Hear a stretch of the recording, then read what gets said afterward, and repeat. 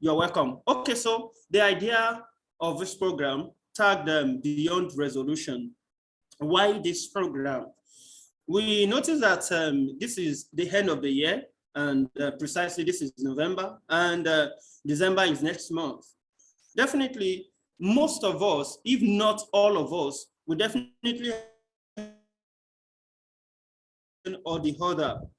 And it is already a custom that people will go to church, the Muslims will go to mosque for the crossover program. Yes, that is what the normal practice.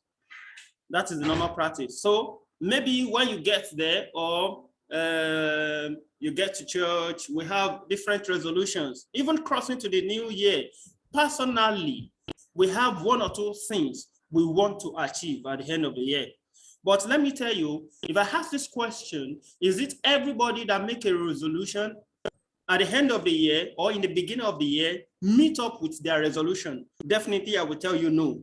And resolution is one of the most important things that differentiates an achiever at the end of the year from a non-achiever. So what is resolution? A resolution is a firm decision to do or not to do something. Resolution is a decision to do or not to do something. But there is a possibility of most of us or some of us doing this resolution in a wrong way. And at the end of the day, we feel frustrated by the end of the year that we could not achieve as expected. So what are the things that might hinder us from achieving the resolution we have made in the beginning of the year or at the end of the year? I mean, the end of a previous year.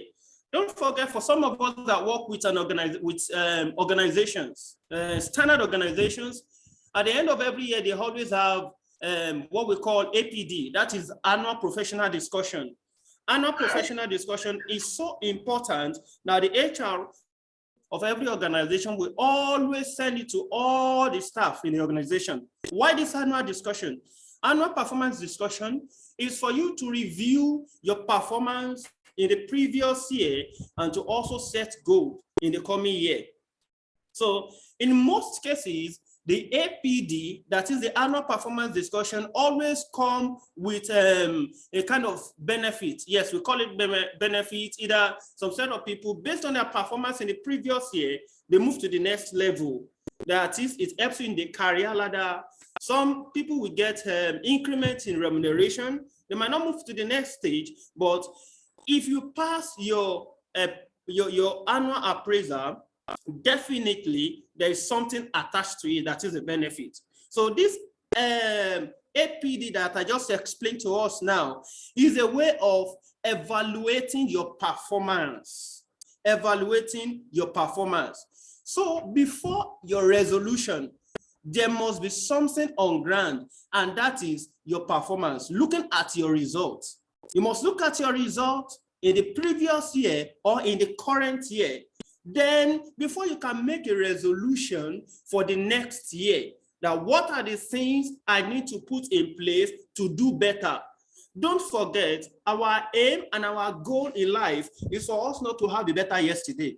There is nobody that wants to have a better yesterday. What we are aiming at is to have a better tomorrow, a better today that is different from what we had last year or in the previous time. Now, let me go back to resolution. It is my opinion that there is no genuine resolution without a goal. If a goal is not attached to your resolution, definitely there is no resolution.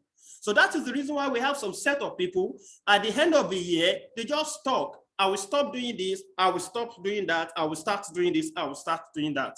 If this, your resolution is not attached to a goal, there is no way you can achieve anything. There is no way your resolution will be meaningful. So either towards your career goals, your financial goals, your family goals, your spiritual goals, or your health goals, yes, something must be attached to your resolution. And that is the goal you want it to achieve at the end of the year or at the end of a particular time, which you have set it for. All right, like I said something, I said earlier on, I said, not everybody that make resolution at the end of the year continue with what they have set for themselves, majorly because there is no goal attached to it. And don't forget, for some of us, we already have this idea, and for some of us that don't have this idea, that a goal must be attached to your purpose. What is your purpose in life? I am so sure that our facilitators will be doing justice to this.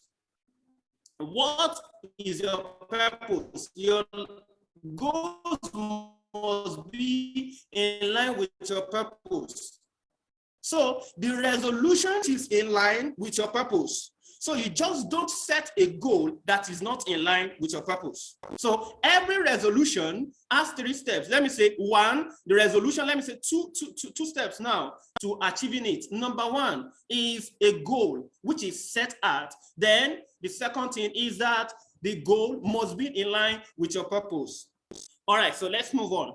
We have some set of people that they set the resolution or the resolution for the new year. They make resolution for the new year based on, let me say, non-important things. For instance, they make it based on emotion. Based on emotion, some people based on competition. Competition, maybe some set of people are doing some things, okay, I must do it. So my friend is having this resolution, wherever, so I must also do it. There is no particular goal, or the goal in which they want to achieve is not in line with their purpose. I want to cite this example. Let me use this case study. I want to use a set of secular musicians now and footballers. If you notice something that most of the popular musicians we have in Nigeria today, the likes of Wizkid, the likes of Davido, most of them, they have enough money. So, some of them, they can even have this dual citizenship. Most of them, or some of them.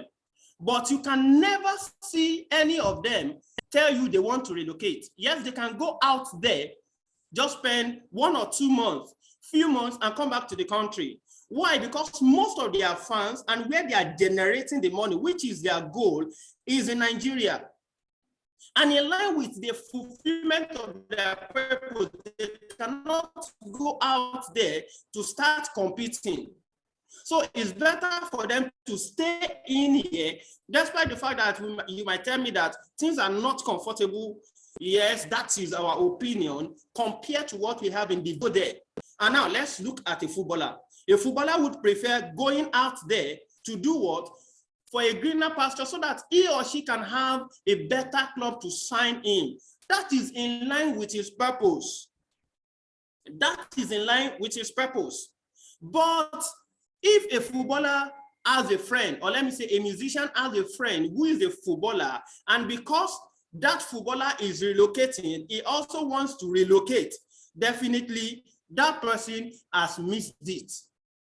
So every resolution must have a goal, and every goal must be in line with your purpose in life.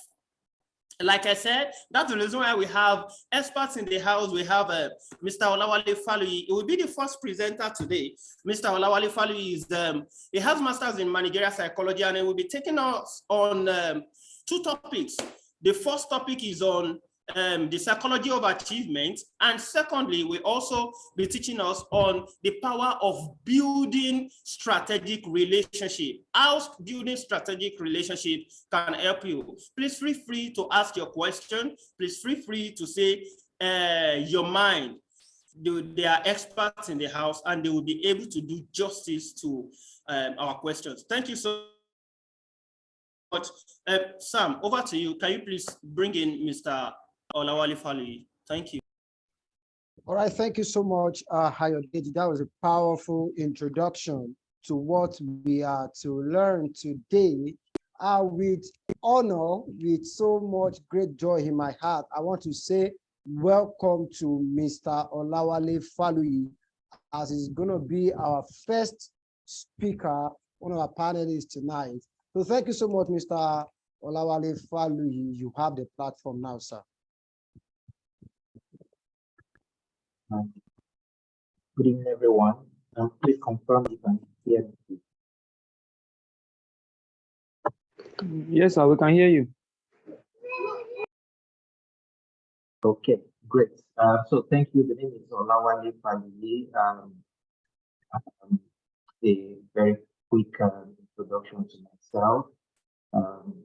From a number of the names I can see on the participant list, quite a number of familiar persons. So good evening to you, places. Good to be here with you this evening. So a bit about myself. I studied primarily as an agricultural economist. I got a master's degree in managerial psychology, and more recently studied for an MBA. Studied for an MBA in marketing. Currently, I work trying to turn on my video now. Confirm when you can see it.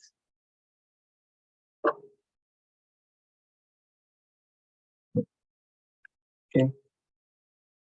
So I work currently as a channel manager, country channel manager with Monster Energy Drink in Nigeria. Before then, I used to work with Nigerian Bottle Company, the marketing function over there, responsible for Lagos and West region. And of course, before then, I used to work with Advanced Nigeria. Okay, now to the business of the day.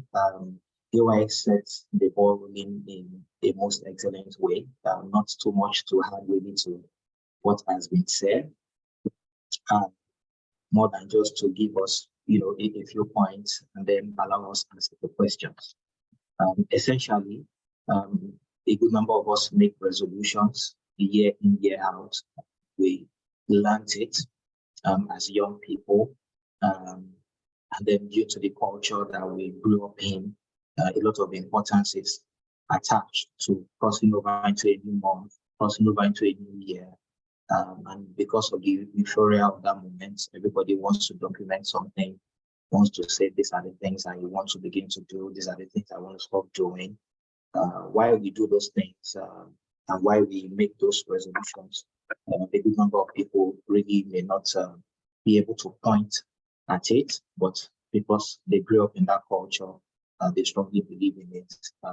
We do it, but week 1, week 2, week 3, by the end of January, when you are asked what were your resolutions, how far have you gone about them, you really, much of the time, may not be able to even find the paper where you wrote them, not to talk of having taken any action. So today, I will be looking at the psychology of achievement. Psychology essentially speaks to how we think, and then the kind of attention we give to how we think. So everybody thinks, everybody uses their mind, but not a lot of people pay sufficient attention to how they think. So psychologists would sit down and ask questions like, why do I think the way I think? Why do I do these things that I do? What impact does my thought have on my life? What impact does my thoughts have on my behavior? And then we make attempts to adjust behavior using the instrumentality of the mind. So, because knowing fully well that the mind controls everything that we do. So a lot of people are healthy in their minds, but sick in their bodies. A lot of people are sick in their bodies, but healthy in their minds. And the larger people are sick both in their bodies and in their minds. But that's not the topic for today. We're looking at how you can use your mind, a tool, how you understand the way you think, how you can understand your thought patterns, your thought processes, and how it impacts, how you're able to achieve whatever objectives that you set for yourself. So moving it, like the topic says, beyond resolution, moving away from just having a resolution, how then do you achieve this? I will be sharing my screen now. Please do let me know when you can see it.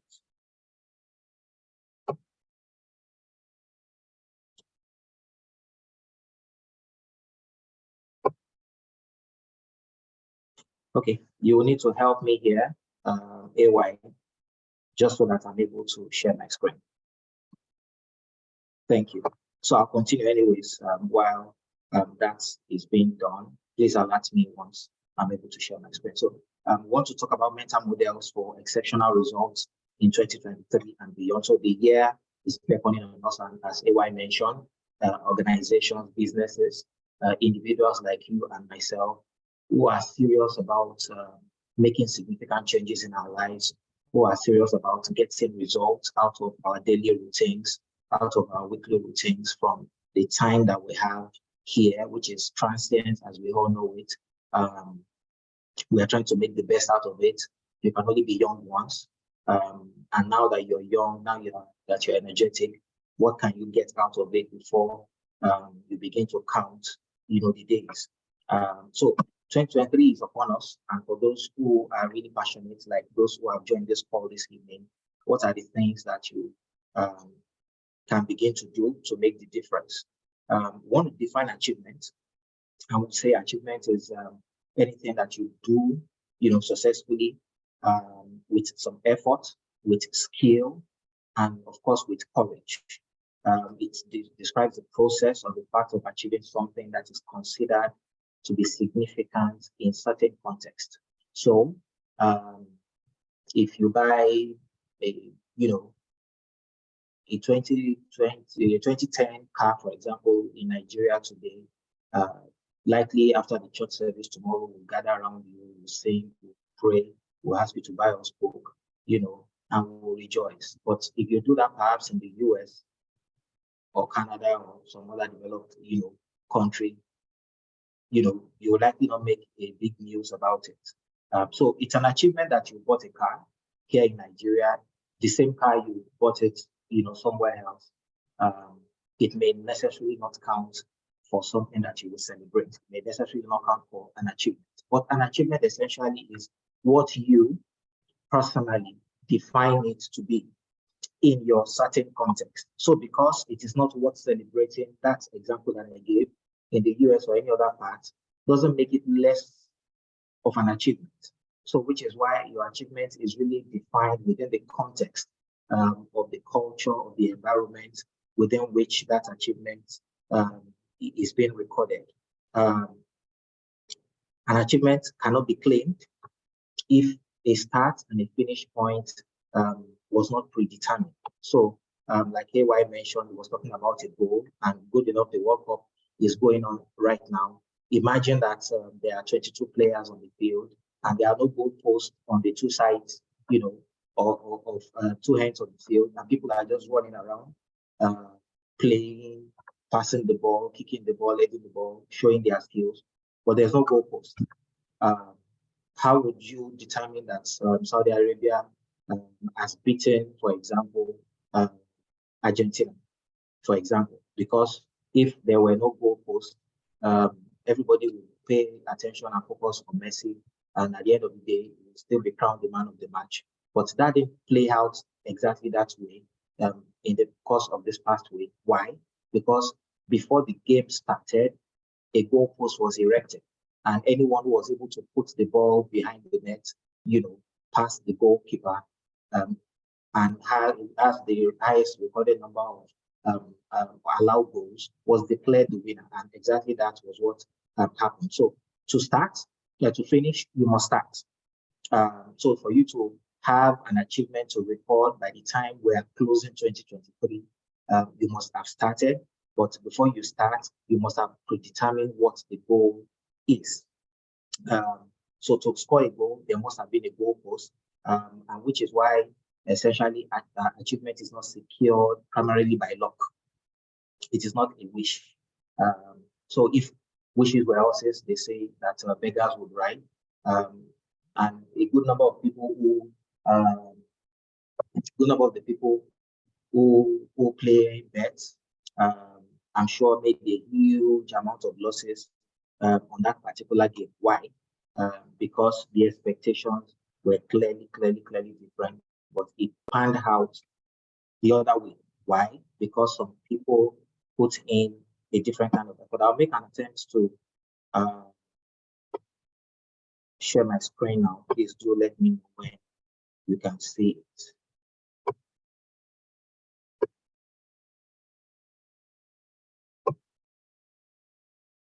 Please confirm that you can see my screen. We can see it now, sir. Yes, we can see it now, sir. Awesome. Thank you. Okay. Let's put this aside. Okay, so we'll proceed. So an achievement can be claimed on anything, big or small, which was what I was trying to say earlier.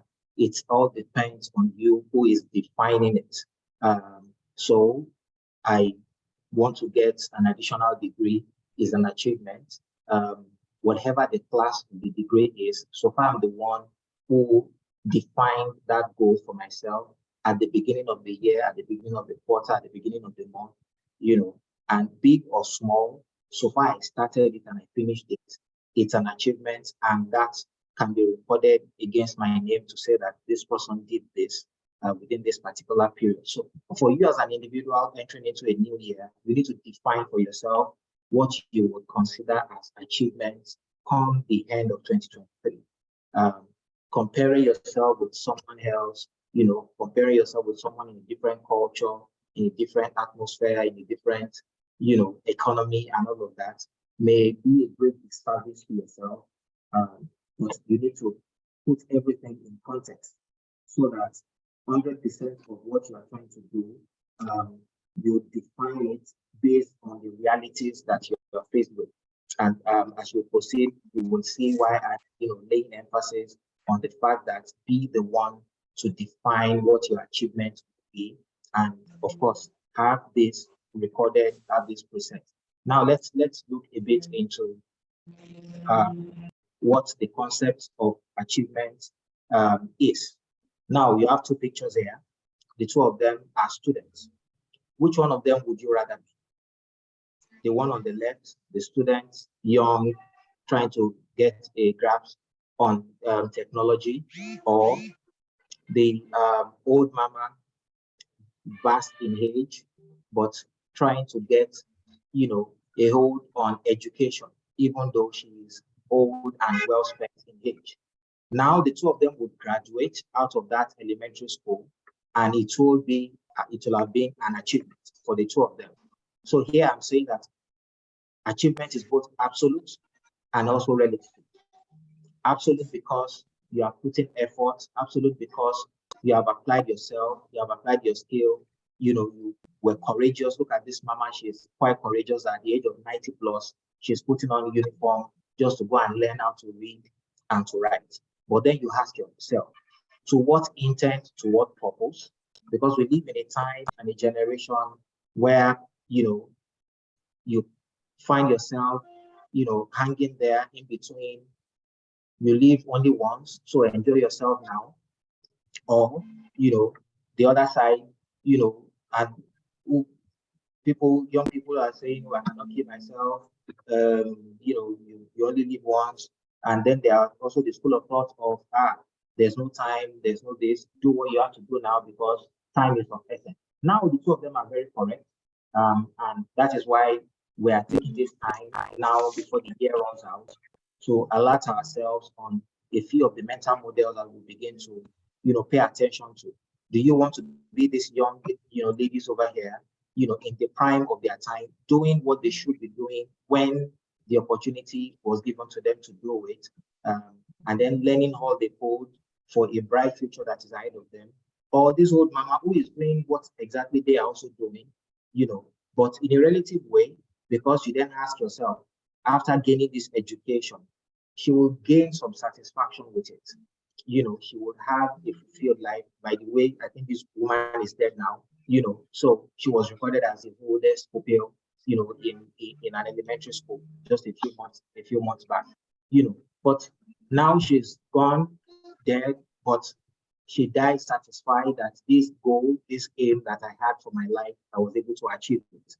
But then by the time you look at the cost to her, the cost to the people around her, more importantly, the opportunity cost. Opportunity cost is that she left some other things, maybe trading, maybe taking care of her family, maybe taking care of her health, and a whole lot of other things that she could have been attending to give attention to this, goal that she had for herself.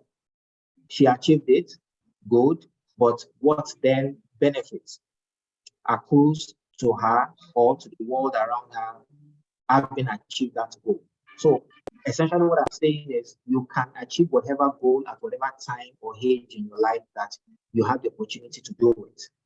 But would you rather not be these young people who are doing what they can when they are supposed to be doing it, so that you do not become complacent, you do not take the easier way out and say that whenever I'm ready, whenever I get there, we'll do it, and a lot of us fall within that cycle of saying that I have to protect myself, I have to do this, and I cannot kill myself. Whatever it is I can do, I will do. Whatever it is I cannot do, I will leave. Yes, do that by all means, protect your mental health, do what God allows you to do what the system allows you to do. But know certainly fully well that you are not alone. There's a relativity. There are other people moving in the same direction with you. There are other people in your age bracket. There are other people that you set the objectives for yourself. But of course, there are objectives that are set for you as well by the time of life. There are objectives that are set for you, by the community and society that you live in. That there are objectives that are set for you by your health, by your age, and a whole lot of other things like that. That doesn't leave you just there on your own absolute stamps for you to be able to do whatever it is you want to do when you feel like doing it. I hope this point is clear. So essentially, all achievement is transient.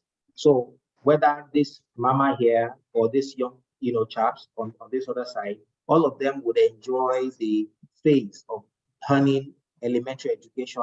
But for these young chaps over here, they know, or they may not know anyways, like most of us do not, that is not the end of it. They move again from that region, and now they have to move into high school. From there, they move into college. From there, they move into postgraduate. And then where they are leaving, graduate school, someone is telling them, now you are going to face the real life. And then they are asking, so what have I been doing all these years? Have I not been living the real life? But until they cross over into what we call the real life is when they understand that, yes, after 6, there's a whole lot more than 7. So for each and every one of us, all achievement is transient. It gives us that momentary satisfaction. I started something, I finished it, and that gives me the impetus, that gives me the courage, that gives me the fuel that I need to continue to be able to do the next one, and then the next one, and then the next one. A accumulation of all of these little and little and little achievements is what gives us fulfillment in life. So, do you want to end up bold at some point? Do you want to end up at the end of 2023 full of minute and tiny achievements that you have recorded on a daily basis, on a weekly basis, on a monthly basis, on a quarterly basis? Or you want to end up the year counting regrets? The choice is left for you, and I, knowing fully well that every minute achievement that you make based on the goals, and objectives that you set for yourself is absolute in itself. But beyond being absolute in itself, it's also relative. There's always someone else. Yes, you are not comparing yourself, but you are benchmarking. You are making sure that the things that your contemporaries are doing, the things that you're supposed to be doing, the Bible that I believe in so very much says that for every purpose under the sun, there is a time and a season. So if you do not understand that timing and that season, one may end up like this old mama who would still achieve the objective of getting an elementary education, but then it is essentially just for her to fulfill her life ambition and goal, and what application she's to do with that, may not, be relevant for her anymore. So you want to look at the cost, you want to look at the relevance when you are making this kind of decisions. Okay, let's now close because of the time and go into a few, actionable things that will help us. I call this mental models for us to end the year as an achiever. Number one, as a man thinks in his heart, so he is. So your mind plays a very pivotal role to whatever it is you're going to achieve. So if you think you cannot do something, you won't be able to do it. If you think you can do it, you will be able to do it. and which is why in the previous slide I was talking about relativity. When you look around yourself, you would see that people younger, older, poorer, richer, connected and less connected, are doing things on a daily basis, recording things against their names, that they will be able to fall back on and feel satisfaction about, feel fulfilled about, and it will ultimately add value to their lives. I missed out that on the previous slide. Whatever it is you're going to do is an unending journey, but make sure that whatever goals you're setting, whatever objective you're setting for yourself is something that adds value to yourself and of course adds value to other people around you. So if I have an objective to walk in the air, it may be a good, idea, and I may be able to put a plan across to it and actually achieve it. But then I would then ask myself, okay, now that I've walked on the air, what purpose am I able to achieve, by walking on the air? And then what purpose does this impact on humanity? What, does it impact on other people around me? That is the essential thing, so that we are not just setting objectives for setting objectives' sake. We live in a generation where a good number of people just want to appear, to be something that they are not. Very cosmetic, very fake, and everything is, out there in the open, and people are trying to outdo the other person, not necessarily because they need, what they are trying to do. And this goes all the way to everything this in this day and age. But for you need to be smarter than that, and you need to be to ensure that whatever objectives that you're setting for yourself are objectives that actually have value to you as a person, and then beyond that also have value to the society at large. So your dominant thought determines the direction of your life. So as you think in your heart, as you conceptualize, and this is where the meta model comes in. A lot of us are locked up in a mental state where, the only thing that you believe are the limitations that surround you. But with the limitations, other people are making an headway. With that same limitation that you are recording and that you're giving as excuses, other people are coming back, with reports to say that despite all that is going on, a good number of us are in Nigeria. Of course, some of us on this, call are outside. But for those of us who are in Nigeria, the limitations are stacked up against everyone. Obviously the economy is there, the inflation is there, the infrastructure decay is there, and all of that. So you are swimming really against the tide. But despite the fact that you are doing all of that, look around yourself and ask, is this the best that I can do with the resources that I have? Is there someone who is able to do much more than myself with the same limitations, with the same resources? What is that person doing that I am not doing? And you begin to ask those valid questions. You begin to look into your thought pattern. What do I believe about myself? What have I accepted? What have I been socialized into? And which is why it is a mental model. We have been, so much enmeshed in this environment, so much so that limitations have, almost become the order of the day. For a child, they do not understand anything called limitation. You put a child on the table, he's crawling and he is, believing in his mind that he can walk next, into the air and continue whatever it is that he's doing. But you and I, because of the experiences we've had from childhood, growing up, you will likely not walk off a cliff. You will likely not walk off, from a tall building. Why? Because you have imbibed the mental model that you will fall, and you will get injured.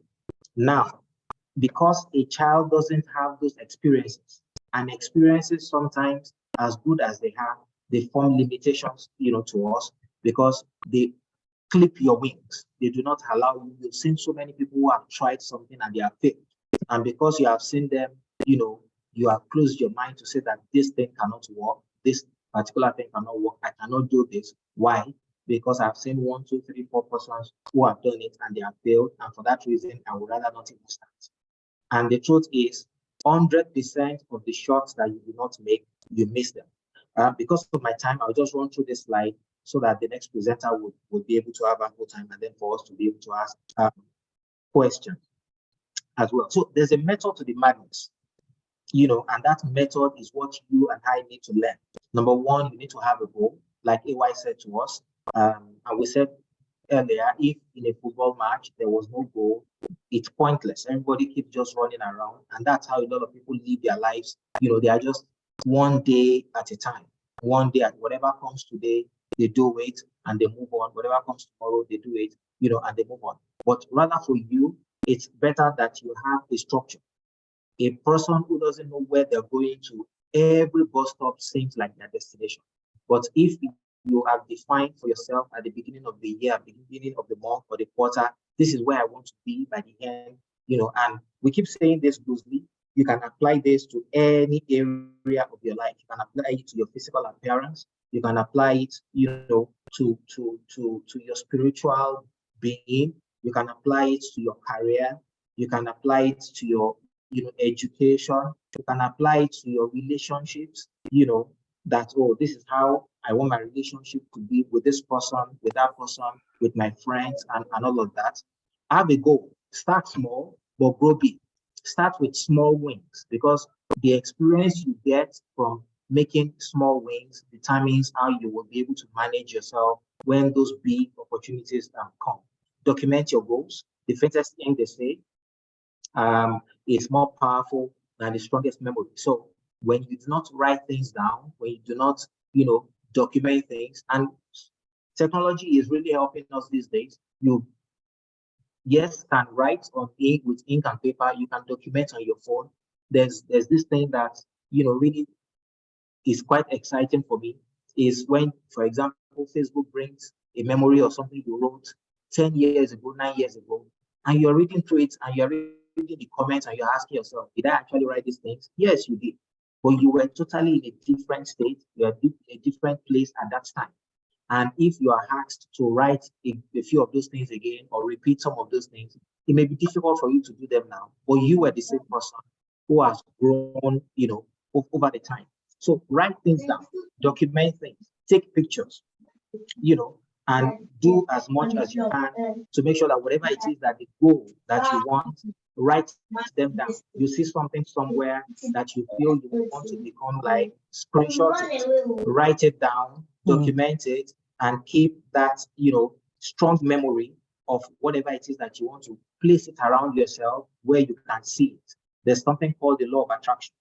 Whatever it is that you desire to see, you begin to see it everywhere. So if there's a brand of car that you fall in love with and you want to buy, you just suddenly discover that hundreds and hundreds and hundreds of that particular type of car begins to appear, on the road. And you're asking yourself, so where has this cars been all of this while? It is called the law of attraction. It's because you have determined in your mind that I want this particular type of car. It begins, your mental mind begins to see it everywhere. So when at the beginning of the year, at the beginning of the quarter, you have determined for yourself what you want to be, you discover that the opportunities to become that thing begin to show up. In the same places where you've been passing by and you never saw that thing, you begin to see the opportunities to become that thing you want to become. Why? Because mentally you have accepted that this is what I want to be. And that same is true for, everything that we do. You begin to see people, graduating, and that begins to spur something in you that, I want to get an additional degree. And you just begin to see the opportunities. You want to get a new job, you want to change your job within the first quarter of the year. You begin to see opportunities where you begin to spend your time will be different. You will not be staying on Instagram. If you're looking for a job, for example, you spend more time on LinkedIn, you spend more time, referencing with people, and reaching out to old friends, reaching out to old colleagues, reaching out to people in the kind of, field that you want to work in, asking the right kind of questions. It's the law of attraction. You discover that every conversation you begin to have will have an element, even though it's not related at all. You are talking about something entirely different, but because this particular type of car, you want it, you will just see that your conversation will always go in that direction. It's the law of attraction. Now, define for yourself what that attraction will be. I want to get married before the end of this Q2 of next year. You'll discover that everything around you will begin to marshal itself, in that direction. the universe responds to this thing. God himself responds to this thing. He gives proof to your vision. So whatever vision that you have defined, you discover that out of nowhere, provision for it will begin to show up. Because a good number of us are limited by this. Oh, how would I form this? Who would help me and all of that? You discover that once you settle this part of defining for yourself what you want to be, the resources, the people to get it done will naturally just flow. They've always been there, but you've not been seen because you've not defined that goal. Of course, evaluate your goals, like I mentioned before, see if it is relevant. See if it is relevant. Okay, so everyone, a few years, months ago, let me say, moved into business of buying. So imagine yourself today now, you want to go into business, and the business that you feel is very attractive is the one of importing nose masks. Someone is like, so what is the relevance of nose masks anymore today? But a few months back, every security man at the bank became a nose mask vendor, selling 800 naira, selling it 200 naira. Everywhere you're going to, you are entering the mall, someone is putting a nose mask, in your face. So imagine that you want to have a business or an objective to do something. Is it relevant both in the now and in the future? Of course, you are not God, so you do not know what exactly will happen. But with the little information that you have at your disposal, what can your judgment tell you? This thing that I want to do, is it smart? Do you understand? Is it specific? Is it measurable? Is it actualizable? Is it realistic?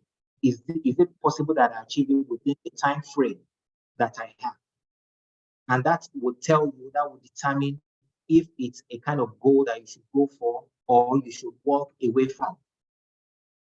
The scripture says a man who wants to build a house would first count, the cost. Ask himself, okay, with the amount of resources that I have, will I be able to start and finish?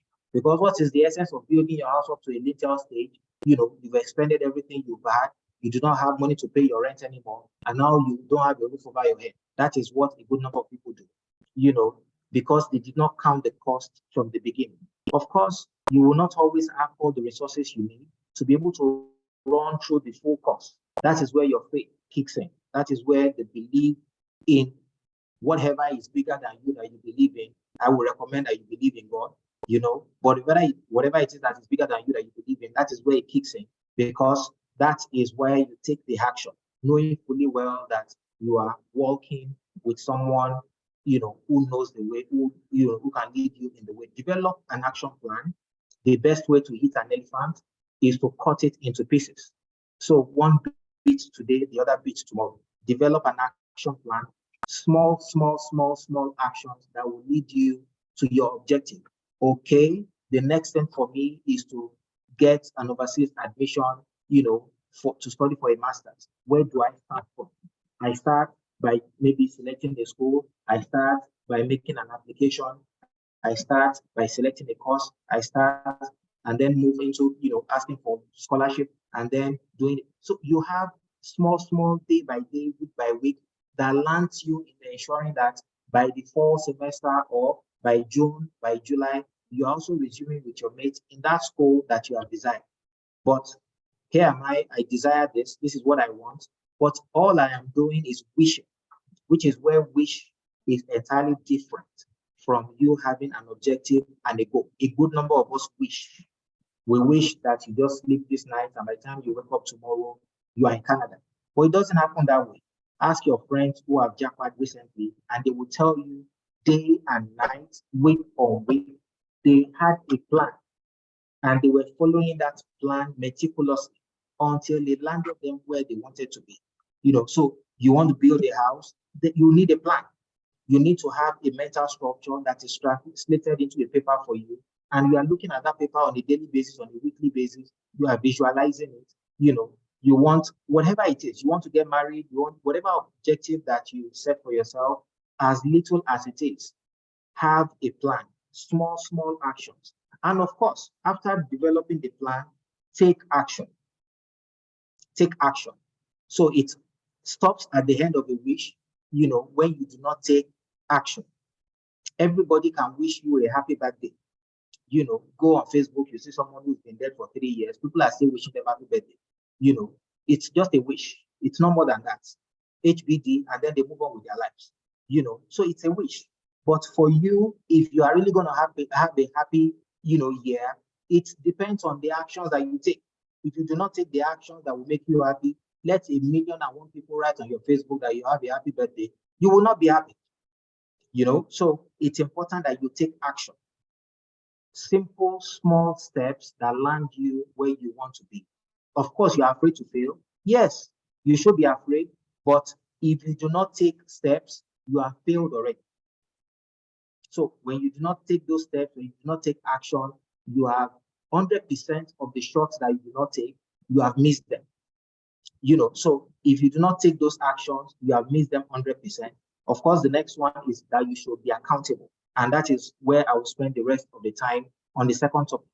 Leverage relationships across the divide. You need people who are essentially higher than you, who are where you want to be. Maximize your relationships with them. Be conscious about building relationships with them. I call them your accountants. I call these people your accountants. Your accountant in an organization necessarily is not bringing in any resources. He's not the one who brings in the funds. He's just accounting for whatever it is that you have. So develop and recruit accountants into your pool. People that can check your books and tell you with what you have right now, you will be bankrupt in 6 months. Why? Because they've looked at the trend, because they've observed the economy, because they have understanding of what you have, because some of them have walked in your shoes before. Be accountable. And this, do it across board. Be accountable to people who are ahead of you. Aspire to be, where they are. Ask them questions about, where they have, how they got to where they are, because that way, it's a sure path for you. Of course, do not limit yourself, because imitation, they say, is limitation. So you are not carrying a pen and a Bible and everything that they do or everything they say is what you do. No. Ask them, ask those who have failed, much more than those who have, succeeded. Ask questions from even those who have failed, because that way you know the pitfalls for you to avoid in arriving, at. So I keep giving an example. You want to buy a car, you see someone who drives that type of car, you walk up to the person and ask, oh, how much was this car when you bought it? I bought it for so amount. Where did you buy it from? What has been your experience? And all of that. That helps you. It helps you avoid a lot of pitfalls, because a lot of the time the grass always looks greener when you are on the outside. You need to ask across the fence and ask people, is the grass truly greener over there, or is it synthetic? And then there's someone who is on the inside will tell you, oh, bro, it's synthetic. Or it's because someone has been watering it, that's why it's green like this. Do you have water as we do on that other hand as well? And then you determine if you really want to stay where you are or you want to cross, over. Ask help from your contemporaries. Interact with them. Get support from your contemporaries. Do not isolate yourself, because when you are falling back into their hands. It gives you a safety net. When you have an healthy relationship with your contemporaries, have friends across various strata of life, so that whatever it is that you need, wherever it is that you go to, there's always someone that you can call. The truth is, you cannot live life all by yourself. I was sharing with some people just last week, and I said, God did not create us, to be all by ourselves. So if you can be all by yourself, you will be somewhere maybe in the forest, the bush, just waking up and sleeping. But the clothes you're putting on right now, even though you're a tailor, you possibly are not the one who made it. And even if you are a tailor and you made it, you are not the one who produced the fabric. If you are the one who produced the fabric, you are not the one who planted the cotton with which the fabric was made. And it goes on and on and on like that. The food you eat, you didn't grow it. Someone did. Someone transported it from where it was grown to where you are. Someone processed it, someone cooked it, and it's all like, so we are all interdependent, and you need people. And of course, you need people coming right behind you, because they give you the push. Two things, they give you the push, and then of course, when you need help, they are always the most reliable people to fall back. They believe in their minds that they have something to get, but you know fully well that you have a lot more to get from them than they can possibly get from you. So you need that relationship, across board and in whatever environment that you find yourself, much more professionally. You need that kind of support. You need someone who can speak for you in the room when you are not there. You need someone, who believes strongly in you. And this person can be your manager if you are lucky enough. But beyond just your manager, you need a whole lot more other people who can speak for you. Because if it's your manager who believes in the organization, you will not move very far. But if you have other people from other departments, from other functions who believe in you as well, your speed in that organization will be rapid. Take this down, note it. You need to build bridges across functions. So you work in an organization, there's someone in finance, there's people in HR, there's people in supply chain, there's people in logistics, there's people in marketing. Build a network of friendship, both official and unofficial, across all of this strata of people. Because the day they are going to be calling out your name for an opportunity, the day they are going to be evaluating you, the person you start with at the canteen that you bought water for, the person that you rode on an Okada with, that you paid the fare and all of that, those small little things, the head of security that everybody just walked past, he also has a seat and has a vote when your name, is being called up for those kinds of opportunities, both within the organization and a whole lot more outside of it. So it's important that you build and leverage all of these relationships, invest in these relationships. Investment would mean making phone calls, sending messages, making visits, giving out gifts, and all carrying out tasks and assignments for these people, reaching out to people and asking them, what can I do for you? What projects are you working on that I can jump on, just to learn? For some people, it will be to go in for internship, paid or not paid internship, and all of that. All of these things are the things that would enable you, give you the kind of leverage that you want. The world as we have it is full of opportunities only for those people who will be aware. Your neighbor where you live has an opening in a space of work, and you are here looking for a job, and you are walking past one another every day. You are either greeting or not greeting. He doesn't know you, you don't know him, you don't know where he works, he doesn't know what you do and all of that. But you are praying, you are spending time in church, you are fasting and all of that. But your miracle is next door, but you don't leverage relationships. You don't interact with people, you don't give to people, and all of that. You box yourself. That's what a lot of us do, and that will not help us in 2023 if we really want to move far. I've gone way past my time, so I will take questions now. But more importantly, I want to say thank you to everyone for taking the time to listen this evening. Thank you for your patience. And thank you much more to AY and the team for the opportunity. Thank you very much. Wow. Mr. Olawale Falu, my jota is full. This is amazing. This is amazing. Thank you so much, sir, for your time.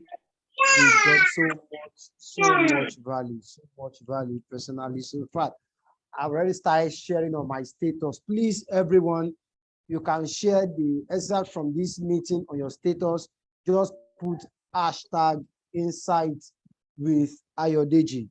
Hashtag insight with Ayodeji. Please share on your platform. Let them know something amazing is happening here. Thank you so much, Mr. Olawale Faluyi, for that awesome presentation. I learned a lot. I learned what goal really means, what an achievement really means. The part that really struck me was the fact that an achievement can be absolute and can be relative. Sincerely, that really, it was a touch point for me that I really so much appreciate that, because so many times so many people enter into depression because of the fact that they feel their achievement is not achievement.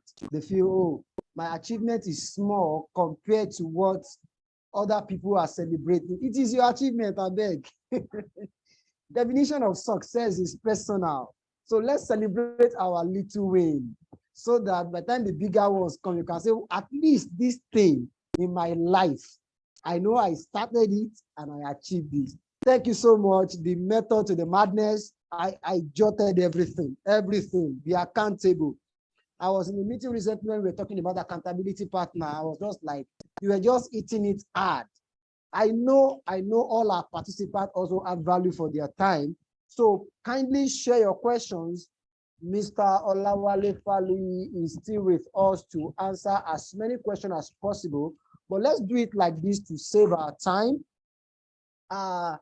Let's answer, like, let me say 1 or 2 questions so that before he leaves or before we have our next speaker, we can answer 1 or 2 questions, while at the end of the meeting, we still have other questions to attend to. So if you have a question you want to ask, you can unmute your microphone, then ask your question directly, or if you chose to send a message, you can drop that also.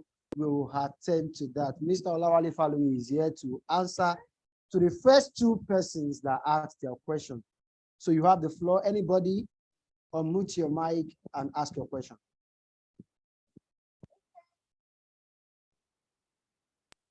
Hello. Hello. Good evening. Okay. Yes, my name is Yes, Ayodeji. Babashola. Babashola. Yes.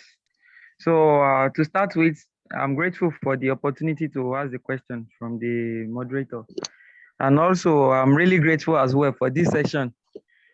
Just like the coordinator said, I've had to write a lot of things here, and sincerely, I was really struck with a lot of kind of revelations of insight I'm getting here. So I'm really grateful for being here. I'm blessed. So, but my question is this. Please, can you hear me? I can. Please go Okay. ahead. All right, sir. Thank you.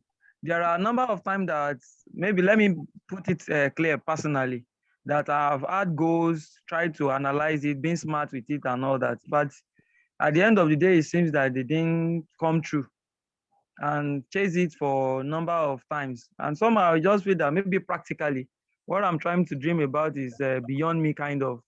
And there are still things that are realistic, so to speak. Just like part of thing you told us, that there are some goals that are being set, which are just objective by the environment or by the level of where we are today. We should have been at this particular achievement or wherever. So, and at this kind of a point, and trying to work towards this thing, this is personal, not even something that requires anybody else to do for me. However, not getting it done. So how do we, or how do I go about this? Maybe subsequent time, or do I need to review anything? Or so that's just how I need to ask. Thank you so much. Thank you. Thank you. Thank you very much for that question. So personal awareness is a very, very major skill. And from the way you have spoken, clearly you have this. A good number of people do not know. You know, they just keep on going, even when they miss the mark. Every day just comes and they take it like that. So for you, you are aware that this is what I want to do, but I've been failing. And we all know that failure essentially is a part of success. I will say to you that 2 things. Number 1, enjoy the journey. Because much of the time, the journey itself is the destination. And much of the time, the journey is more exciting than the destination. A good number of us are very focused on the destination. So until we see that thing, until we lay a hold on it, we do not feel the satisfaction. But I tell you, the journey to that destination is part of the experience, and do not miss out on that. So your trial and failing is part of the process. There are things that you're learning as you are going on, along the way. We have very many examples. I'm not a motivational speaker, so I try not to, but we all know all the stories of the person who developed, and discovered the electricity bulb as we know it today. How many thousand times he had to try, and for each of the times he learned one more way and one more way, how not to do it. So for you in your personal space, you have learned, so value is being added to you by the lessons that you have learned. Someone we all know, learned obedience through the things he suffered. You have also learned, lessons. So that particular thing that you're, trying to get, may be the destination, and that's where your focus is. But the journey as well is part of the experience. That is one. Two is that you need them to evaluate the goal itself and be sure and certain that the goal is really for this appointed time. That is one bit that is really beyond us. When you have done all that you have in your powers to do, you've written it down, but that vision, that goal may be for an appointed time. That is not something that you have control over. What I'm saying may be beyond the realms of just, I hope you understand. So, for example, there was this donkey that lived a whole life and it died, was just left by the side of the road, and everyone forgot about it. It got rotten up until the bone, up until everything was off, and it was just there. So that's the end. As far as everybody is concerned, that's the end of that donkey. There's nothing more coming from it. But the Supreme Being had a different agenda for that donkey in such a way that somebody who had been empowered to make use of that tool picked it up from where it was, and it was recorded that 1,000 people were slain in a battle using that rotten bone of the donkey. For that donkey, it had lived a wasted life, according to everyone who was living around him or living around it at that time. But for the person who placed the donkey over there, there is a purpose that is beyond the lifetime of that donkey. So for you and I, there are purposes that are beyond us that we do not necessarily understand. So even though we are trying something and we are failing, there might just be something there that is beyond you that you do not necessarily understand. So I won't say you should stop, but if it's something that is weighing on your personal resources, weighing on your joy, weighing on your health, yes, it might be some time for you to shift focus and move into something else that is more achievable for you. So there's no point hitting your head against the brick wall when the door is not opening. It may be an opportunity for you to look elsewhere and see some other opportunities that are around for you to grow. And that there might be a way for you over there. So there's not just one single thing. If one door is not opening, you've done everything that you need to do, and that door is not moving. You may want to move your focus depending, on your instinct, and the Supreme Being, like I mentioned, and some other door will open to you. I hope I was able to answer that question in a bit. Thank you. Absolutely, sir. Thanks for the wisdom. Yes, sir. Thank you so much. I will take a question from one of the ones we have in the chat session so that I can invite our next speaker for tonight. The person, Busola Atekoja, sorry, forgive me if I didn't pronounce the name well. So thank you for the presentation, sir. I want to ask, what strategies can I take if I want to carry out a genuine goal, something different from what is attainable in my environment? Secondly, how do we manage truncators of achieving a goal? Thank you. Thank you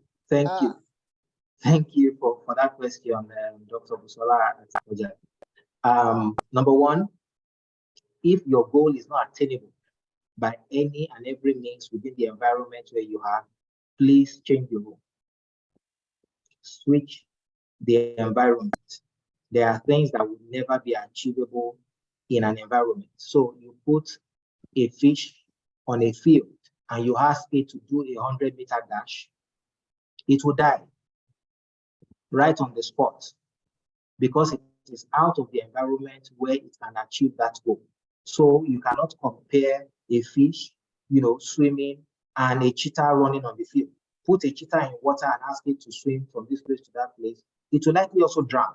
So the environment is very, very key and important. And if it is within your means, within your power to change the environment, please change the environment before that dream dies.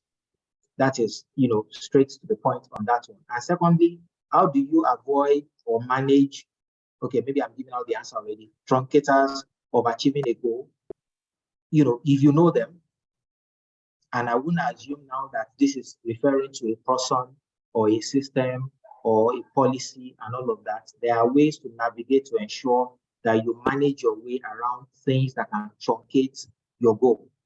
If there are things or people or relationships that you need to avoid, please walk away from them as quickly as you can. If there are things that you cannot walk away from, manage the situation in a diplomatic way.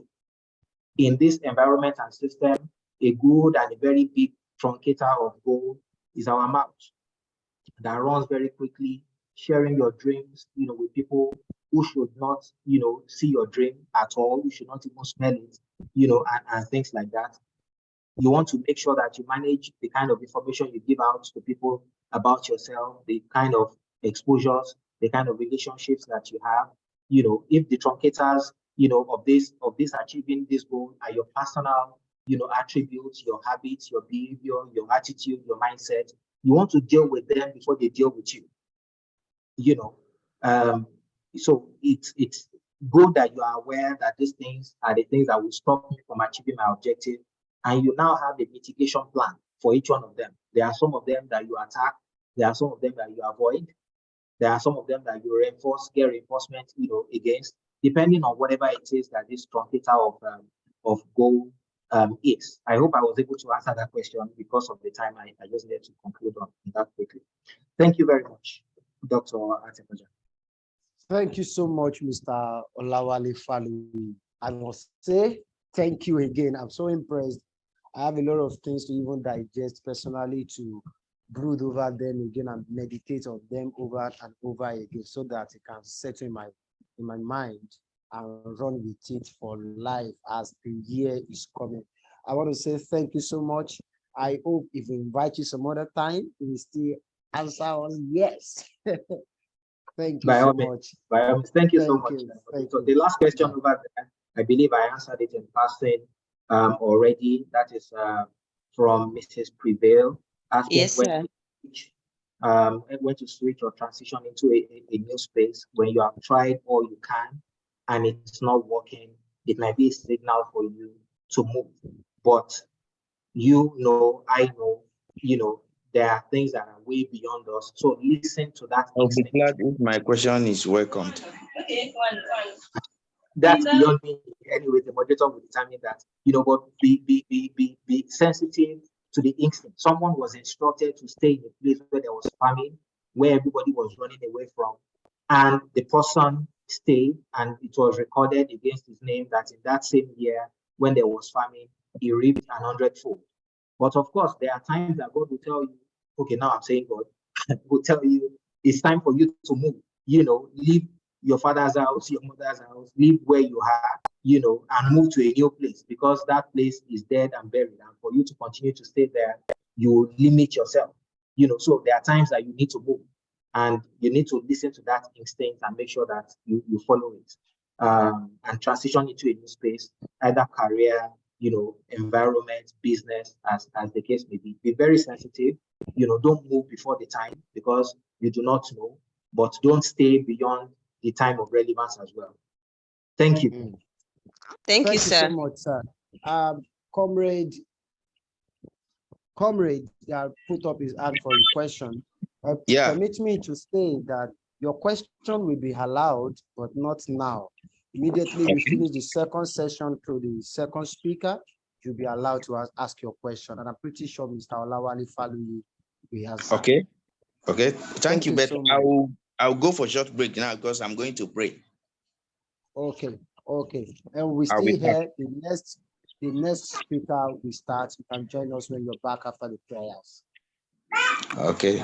Thank you. Thank you so much. I really appreciate your time. All right. It's a fantastic moment that every one of us we are awaiting. With all pleasure, I'll be inviting to the platform this evening again our second speaker for the day, and I'm pretty sure he's ready, much more ready for us tonight, and that is no other person but Mr. Oyekunle Oyewale. So, Mr. Oyekunle Oyewale, you have the floor. We are glad to have you this evening. Welcome, sir.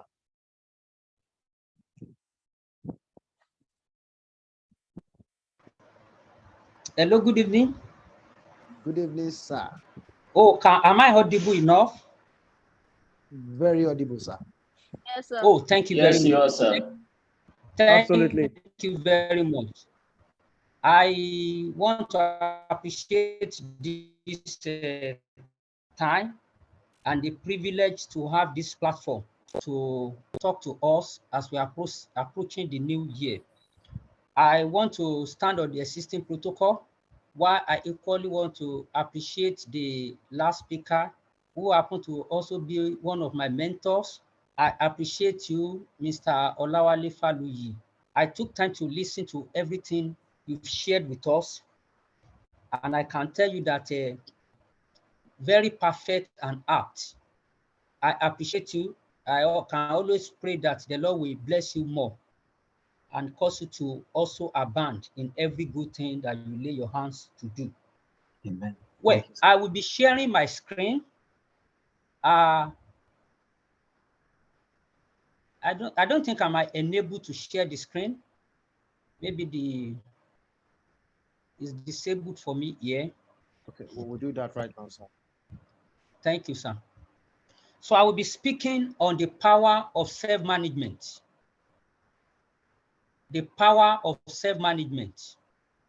Since the theme is insight, and we are looking forward to a brand new year, but let me try to start by saying that there is no new year until there is a new you. There can never be a better year until there is a better you. You are the center of everything that happens, both in the old or new year.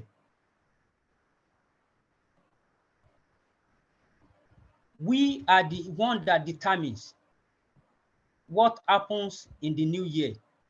Both old and new year present two things to us. One, same opportunity. Two, same threat. And that is what we have always in every year that we have. So now, I don't know if you can see my screen. Yes, we can see your screen, Yes, sir. yes.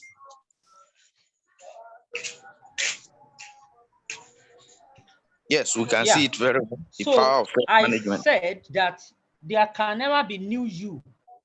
There can never be new year until there's a new you. The reason why many resolution fails is because we want to achieve new thing with the new method, with the old method and the old self. Before our resolutions can be something worthwhile or something achievable, we need to look inward before we look outward. Majority of us, our focus is on outside, when our opportunities or the strength to accomplish our opportunities around us lies within us, but we've never come to realize or discover such. There is no new year anywhere. Every year is just with the same calendar. So what we technically have is a change of calendar. And let me just try to let you understand that the new year, if not well handled, comes with a level of disadvantage to us. You will ask me why. Whatever year you look forward to is a deduction from your duration on this earth. So if you don't learn to really manage yourself well and accomplish something better within yourself, you might just realize that we are only playing with time in our life. And I pray that such will not be our intention. Such will not be our purpose. Now, how do we start? What is self-management? I have a lot of things here. I wouldn't know if the host would like to share my materials with you for sure we can go through everything within the space of time that we have. So I will be selective in what I will major on in this conversation. Now, self-management is from the word self and management, meaning managing of oneself. Self-management means that you know and understand your personal responsibility in different aspects of your life. Something is very common that comes repeatedly in that. You will see your personal responsibility, your life, and you do to fulfill your responsibility. Your relevance is your responsibility, not no man's responsibility. That you are going to be relevant in the coming year is your personal and exclusive responsibility. Is such that no man can do for you. And it's not going to be a spontaneous thing. It's not going to be something that will happen overnight. So self-management is a concept that assumes that you know and understand your personal responsibility. But what we have currently in our world is that we have a lot of people who are trying to push their responsibilities to others. They try to make other people liable for their state. They try to blame outsiders. They try to blame their environment. They try to adjust their life based on the external forces. External forces are not within our control. Coronavirus, when it broke in the world in 2020, was never within the control of everybody.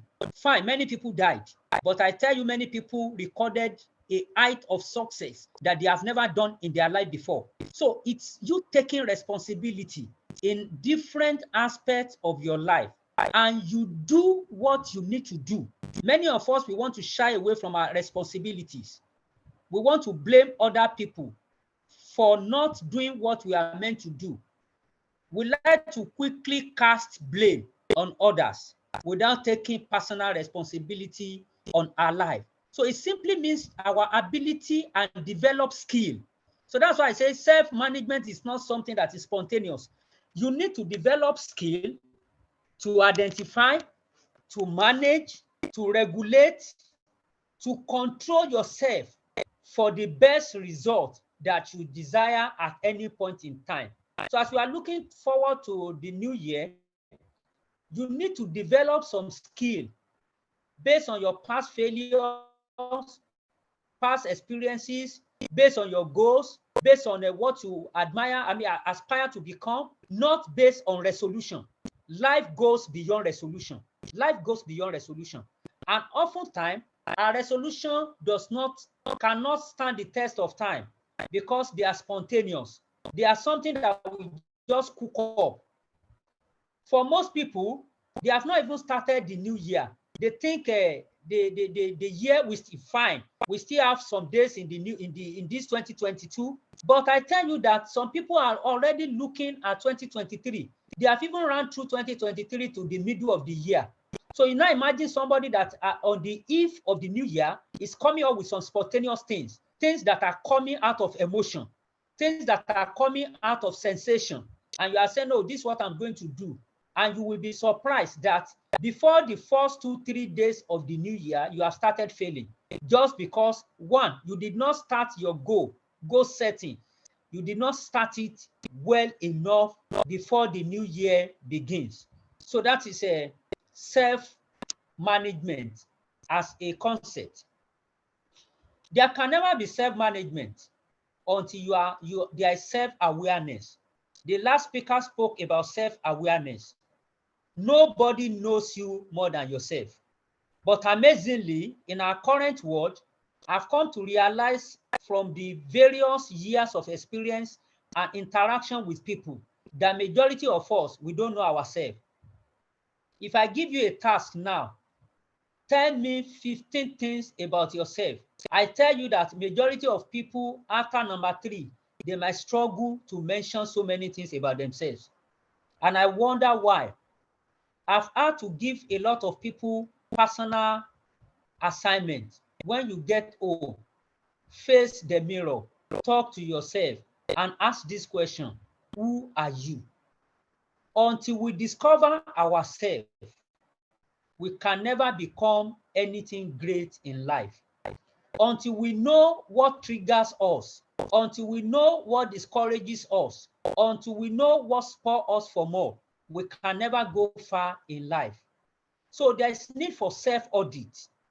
If we are going to do more with life, there is need for self-audit. There is need for you to ask yourself, who are you? And I tell you, if I had the time, I would have asked a couple of questions. I would have put somebody on the spot and give that person 5 minutes. Talk to me about yourself.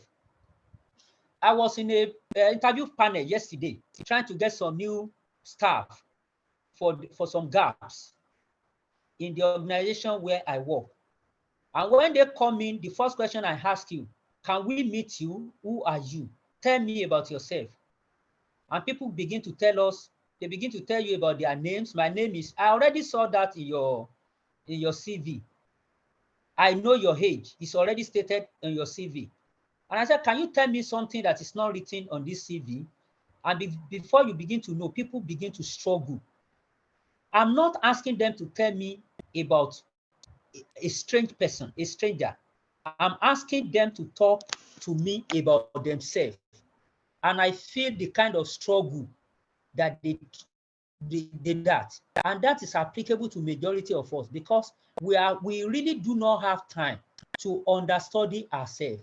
But if we are given time to talk about others, we are quick. We know everybody. We can analyze. We can talk about a neighbor, a colleague, a friend, or anybody without even blinking our eyes. We talk so much about people, but we don't know much about ourselves. And we never feel to know more about ourselves. And we are always busy not trying to know more about ourselves. So the question I'm asking you as you're approaching the new year is, who are you? Who are you? Until you are able to define yourself appropriately, people will misdefine you. And when you are misdefined, you will be misperceived. When you are misperceived, you will be misinterpreted. And when you are misinterpreted, you will be misplaced. And I don't want us to begin to run different courses of our life with the same old, unrenewed mindset about ourselves. Who are you? Because if you cannot manage something you have not defined, if you cannot define yourself accurately and correctly, moving from where you are will somehow be difficult for you. So I ask the question, who are you? And I would like us to answer that question sincerely as we move on. I may not have time to begin to ask us. Self-awareness is the first component of emotional intelligence. Self-awareness means having a deep understanding of one's emotion. What are your emotions? What are your strengths? What are your weaknesses? What are your needs? And what are your driving forces? You will realize sincerely that majority of us, we don't have true definition of all this. We don't know what we are good at. We don't know what we are not good at. We try to push everything. We try to push goals that we see our colleagues pushing. Is that what you are caught for? Life is not competitive. Life is complementary. I am not created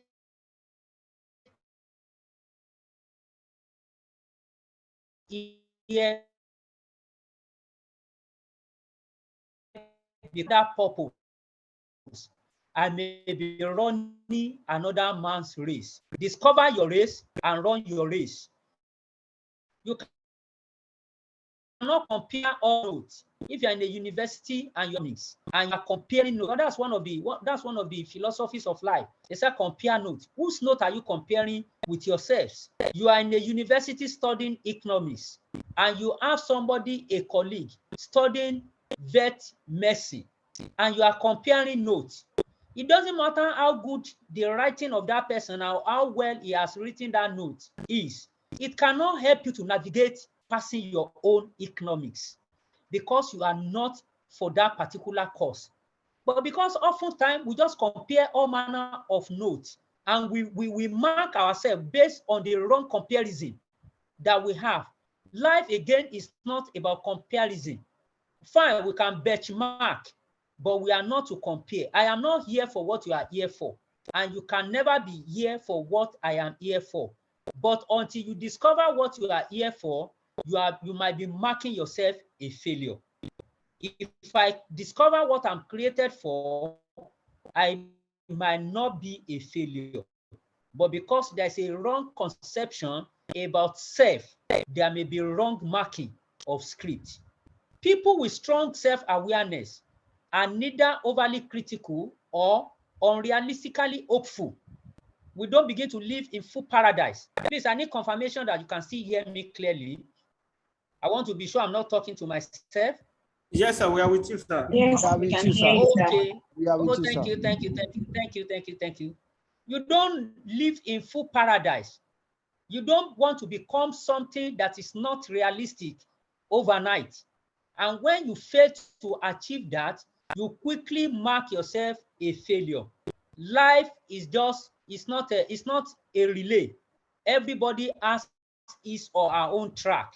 When you occupy your track and you run your race and you enjoy the journey, as you have been told, the destination will definitely give you something worthwhile. People with high degree of self-awareness recognize how their feelings affect them. This is one other thing that we don't realize. Your feeling system, your feeling psychology, what trigger your feelings?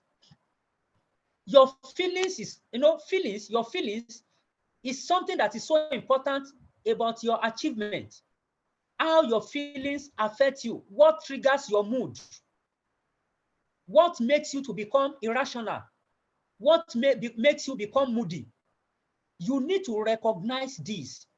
Who are the people that when you surround yourself with, they demoralizes you? People when you surround yourself with, they spur you to do more. People when you are around with, they give you more concept about yourself that you never even believe you can do. You need to know how your feelings affect yourself, how your feeling affect others, and how your feeling also affect your performance in life. A self-aware person knows that tight deadlines brings out the worst in him. We make him to plan his time carefully and get his work done well in advance.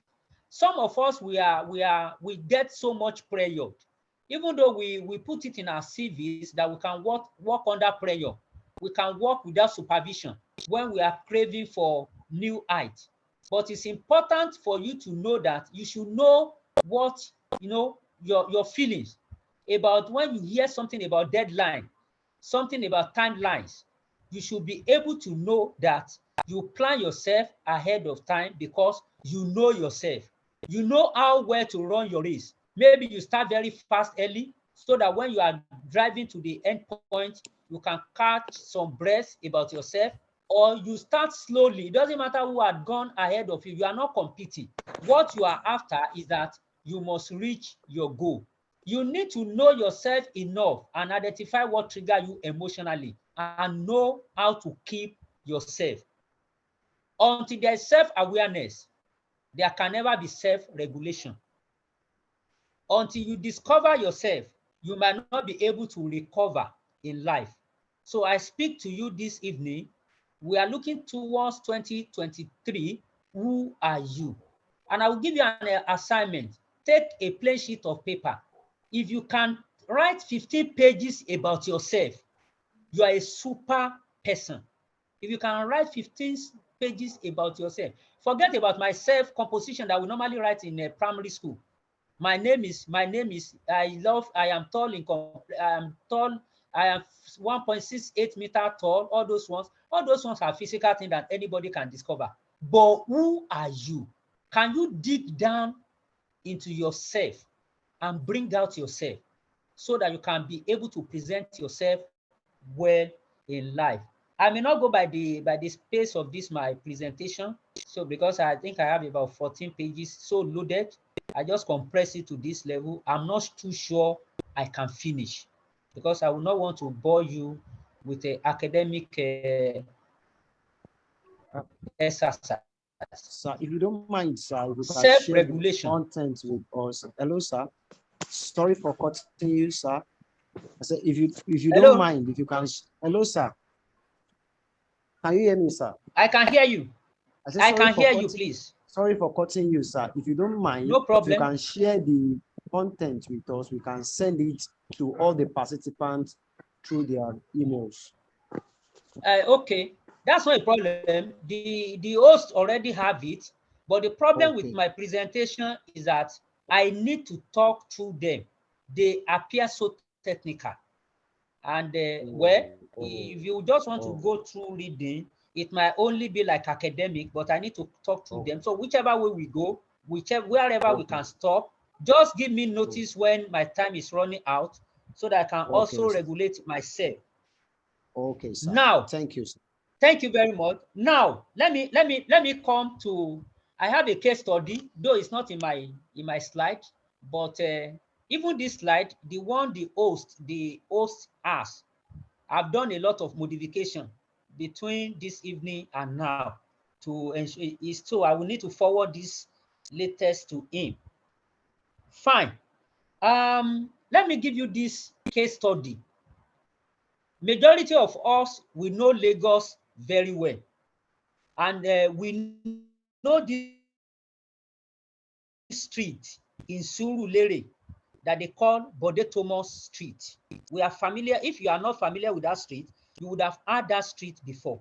I want to go into self-regulation, and I want to bring in this idea of case study. This man, Chief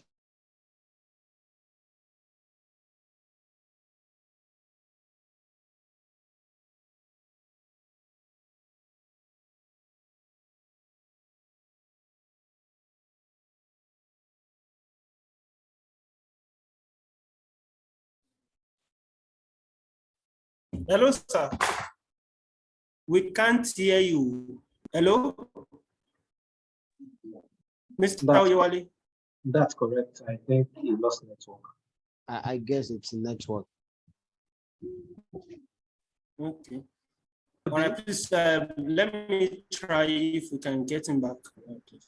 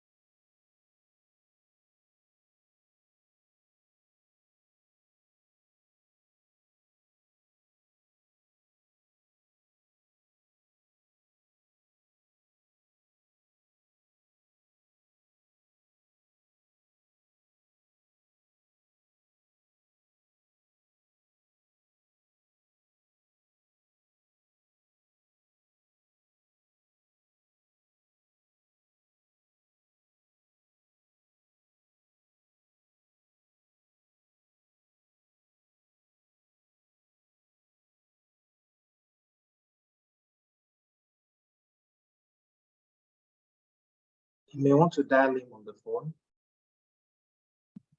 because he may not be aware that he's. Yes, sir. I'm doing that already, sir. All right. Thank you.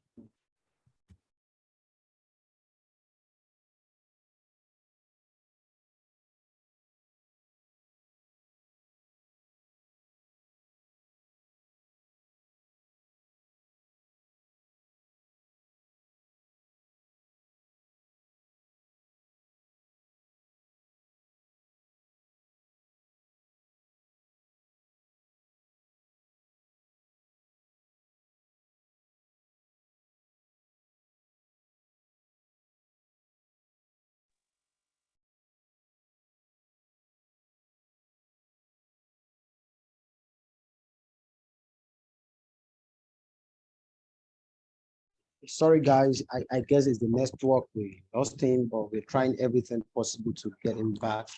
So I want to believe that you are enjoying the session. Like I have several things on my notepad already, and sincerely, this is a a very important meeting that I think everyone that wants to be serious with life should take very serious. So we are trying everything possible to bring him back. Here with us, the network.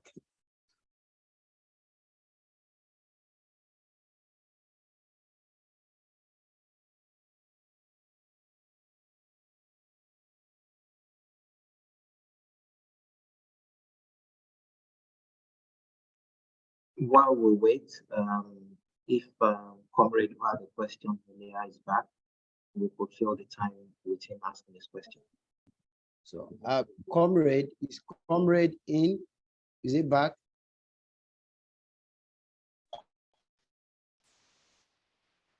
Sorry, can you hear me now? Oh, All right, Yes, we can hear you, sir. We can hear you, sir. Come back, sir. Welcome. I never knew that I just throw my bullets. Just hear me. Please always let me know. Sorry, can I go back to myself? Okay. Did you hear the story of Bode Thomas I mentioned? No. No, sir. Wow.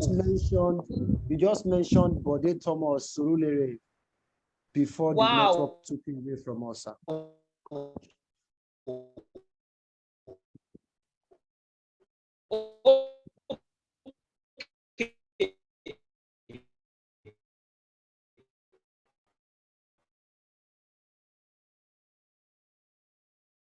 Hello, sir. We can't hear you, sir. Seems your voice is breaking.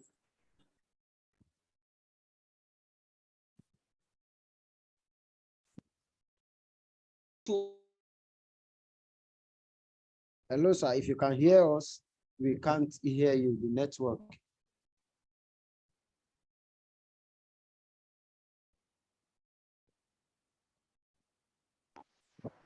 Okay. Sorry, let me put off my video. Probably could strengthen the network. Yes, sir. That will be better. We are familiar with Surulere. Yes, sir.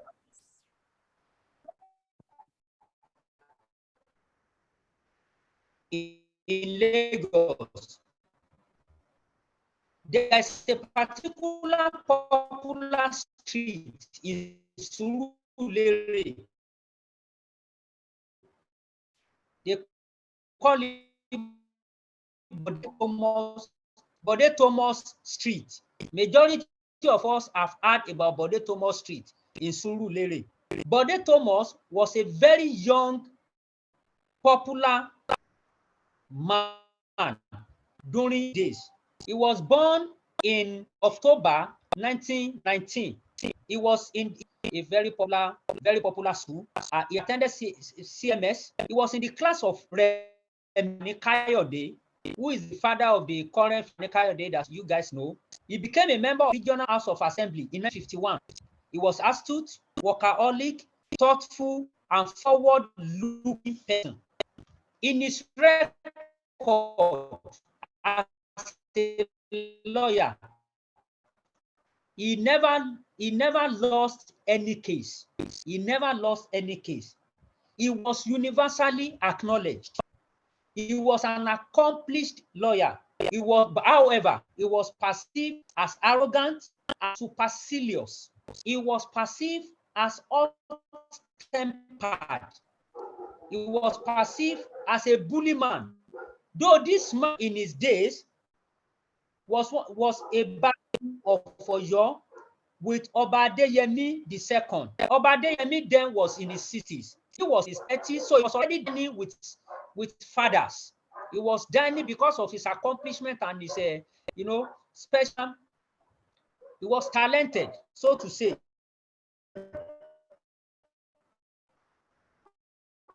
He was a member of Oyo Divisional Council with Oba Adeyemi II, who happened this on. At the time, he became the chairman. I'm just trying to give you the picture of this man so that you can know how well he achieved in life. However, in 1953, just about this time in 1953, 22nd of November to be precise, there was a council meeting in Oyo. You can get all this information on the Google. It's at the public domain. But I like to always cite this example anytime I'm talking about this topic, self-management, which is self-regulation at this time. Now, he attended the meeting because he was rated so popular anywhere he was. Imagine somebody that was already in the class of San in his 30. He was already member of a House of Representatives. There is no position that he wants to go for that nobody, even the opponent, they are always afraid of him. We add that anytime he attends any court, the opponent, they are always afraid because they always believe that they cannot win any case against Bode Thomas. He insulted the elders and he paid with his life. How did he die? He backed to death. He backed to death. Why? Because he could not manage himself. A lot of us, we have some emotions. We express our anger anyhow. And I said that it is only the fools that express angry. It will take people that are very close to him to recognize that this man is not in his best state of heart. And I also mentioned that you need to come back to yourself. It's not people that get you angered. It's you that succumb to what triggers your anger because you can really not manage yourself. I'm not saying we should not talk out, but I'm saying that expressing anger can cost us our greatness, can cost us our height in life. But that is why we need to know how to self-regulate ourselves. It's very, very important. Can you hear me to that level so that I can know whether to put Yes, it sir. I hear you, sir. Yes, Yes, sir. sir. Yes. Yes, sir. Oh, thank you. Self-regulation. Self-regulation talks about you managing your emotion. It's like an ongoing inner conversation that frees us from being prisoners of our feelings. You cannot do anything about your feelings. You are human beings with feelings, but you can regulate your feelings at any point in time to your advantage. A lot of people have expressed their feelings and it has pegged them for life. A lot of people, because I just want to prove a point, I must win this argument, they have lost life opportunities. A new year is coming. I wouldn't know what you have lost this year as a result of you not being able to self-manage yourself. A new year is coming as a blanket that will provide another level of opportunity for you. I hope you will write well on that blank sheet of life. Why does self-regulation matter so much for us? It makes us to create a conducive environment for results. Conducive environment, what do I mean? Everybody operates in an environment. Environment is not the room that you are operating with, it's the atmosphere within that room that makes you who you are. It makes you to create your environment, it makes you to switch to what will enhance your mental health. A lot of us, we are doing being. We are not living being. We are doing being. We want to do what people will see. Meanwhile, what people cannot see within us, we are not doing anything about it. We are not living. What does it mean to live? Is to express. Self-regulation enhance our ability to manage himself, cannot manage others. If you are building others, you are not building yourself. A lot of coaches, a lot of mentors, they fall in these categories. We need to create our ability, not so much about managing others well, but about managing ourselves well. Self-regulation boosts our ability to manage stress. I'm going to talk about stress management because a lot of people are dying internally because they are unable to manage stress. Stress that comes from around us. We need to create patterns of people that we relate with and know how well to manage them. It brings about harmonious relationship. You are not free, you are not you are not just you are not rubbing soldier with anybody.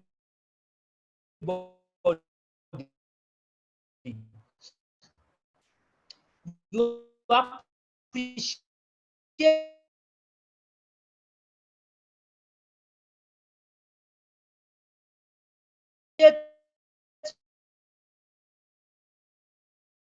the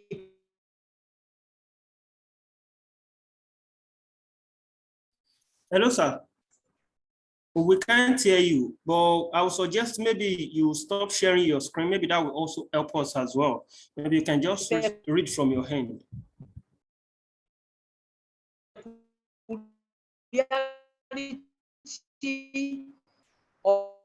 of everybody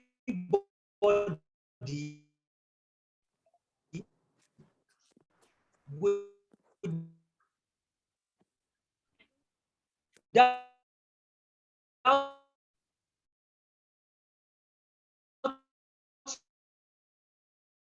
you crossing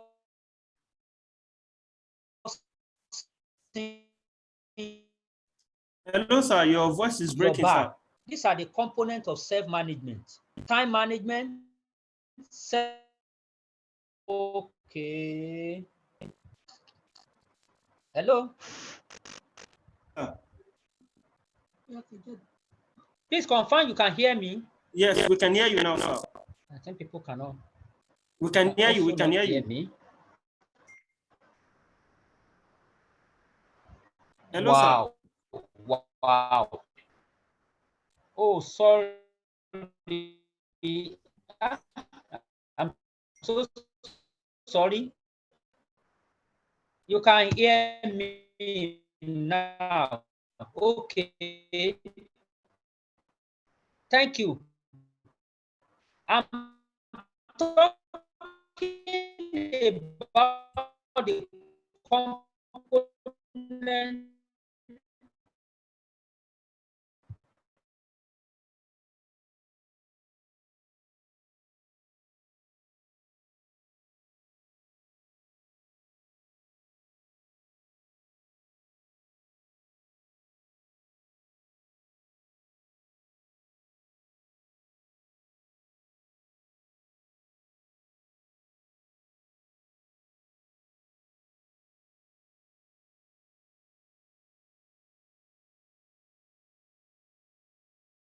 I was talking about the component of self-management.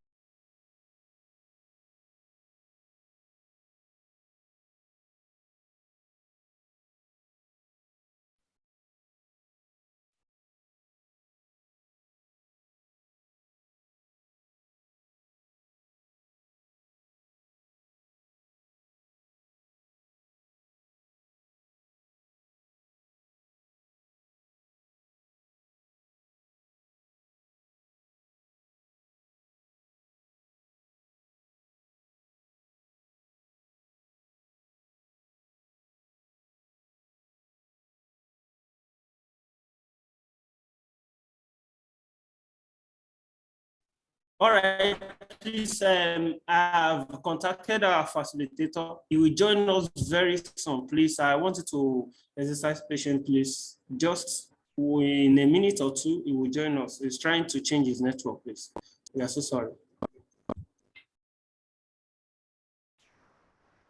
Okay. I am back. All right, sir, you're welcome, sir. Thank you. I was talking about, can you hear me clearly now? Yes, clearly, sir. Okay, I was talking about the power, the component of self-management. And I said I will center on team management, time management, stress management, and personal development. My emphasis will be on personal development because I'm talking on self-management. And personal development has direct relationship with self-management. So please, I think so that we can get this slide to every participant, you might need to chat your email address for the host so that they can share this with you. You can just chat your email address so that they can get it and share this with you. Okay, sir. We are working on a feedback mechanism, sir. We will do that after the program, sir. Okay, Yes, sir. Okay, right, sir. Now, what is time management? Time is a capsule that contains the substance of life. Time is a capsule that contains the substance of life. Everything you will become in life is wrapped up in time. And that time, you know, some of us, we know capsule. This is it tetracycline or ampicillin. That capsule, that is like time. And you know, at times, if you want to open the capsule, you might need to be very, very careful, because if care is not taken, you might waste about 80% of the content. And that is what is happening. I say again, time is a capsule that contains the substance of life. Achievement, accomplishment, resolution, greatness, goal, greater height, what have you, is all contained in time. So everything God wants us to accomplish in life, the only thing he gave us is just that capsule. So if you don't know how to manage your capsule, accidentally, you cannot extend it. You cannot have more than 24 hours in a day. More so, you cannot borrow from another man's time. However, you can allow people to take from your time. So you need to be selective about those you use your time with in the new year.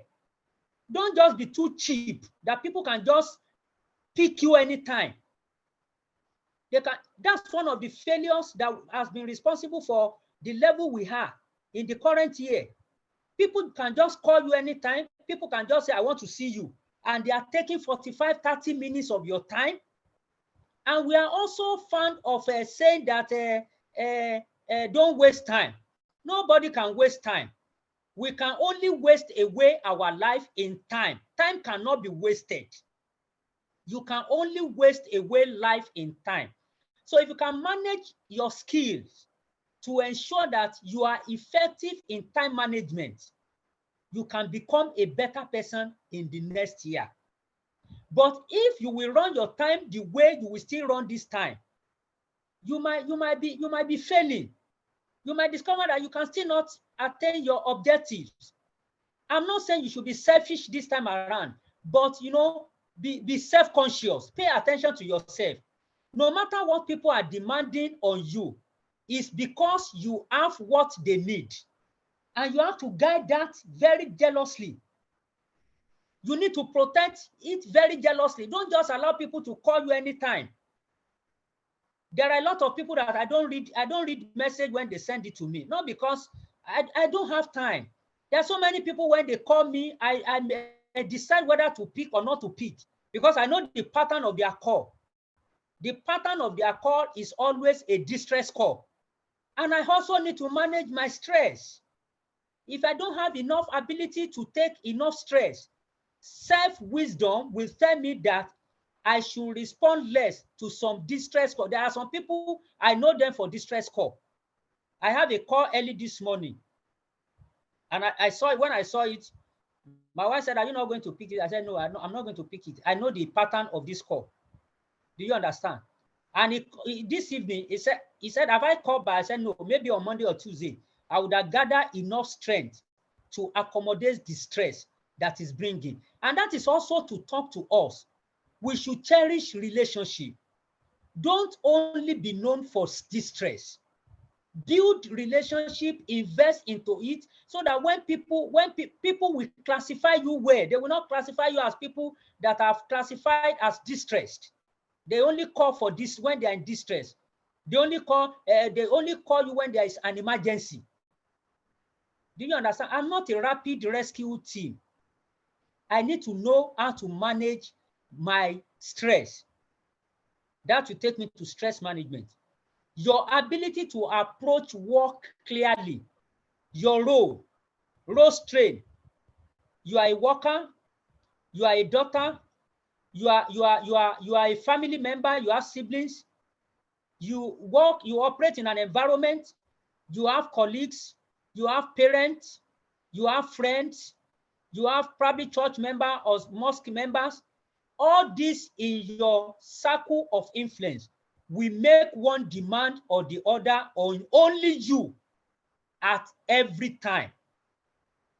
So because of these multiple roles coming on you, it can bring some stress. And when stress comes and you are unable to manage your stress, there will be problem.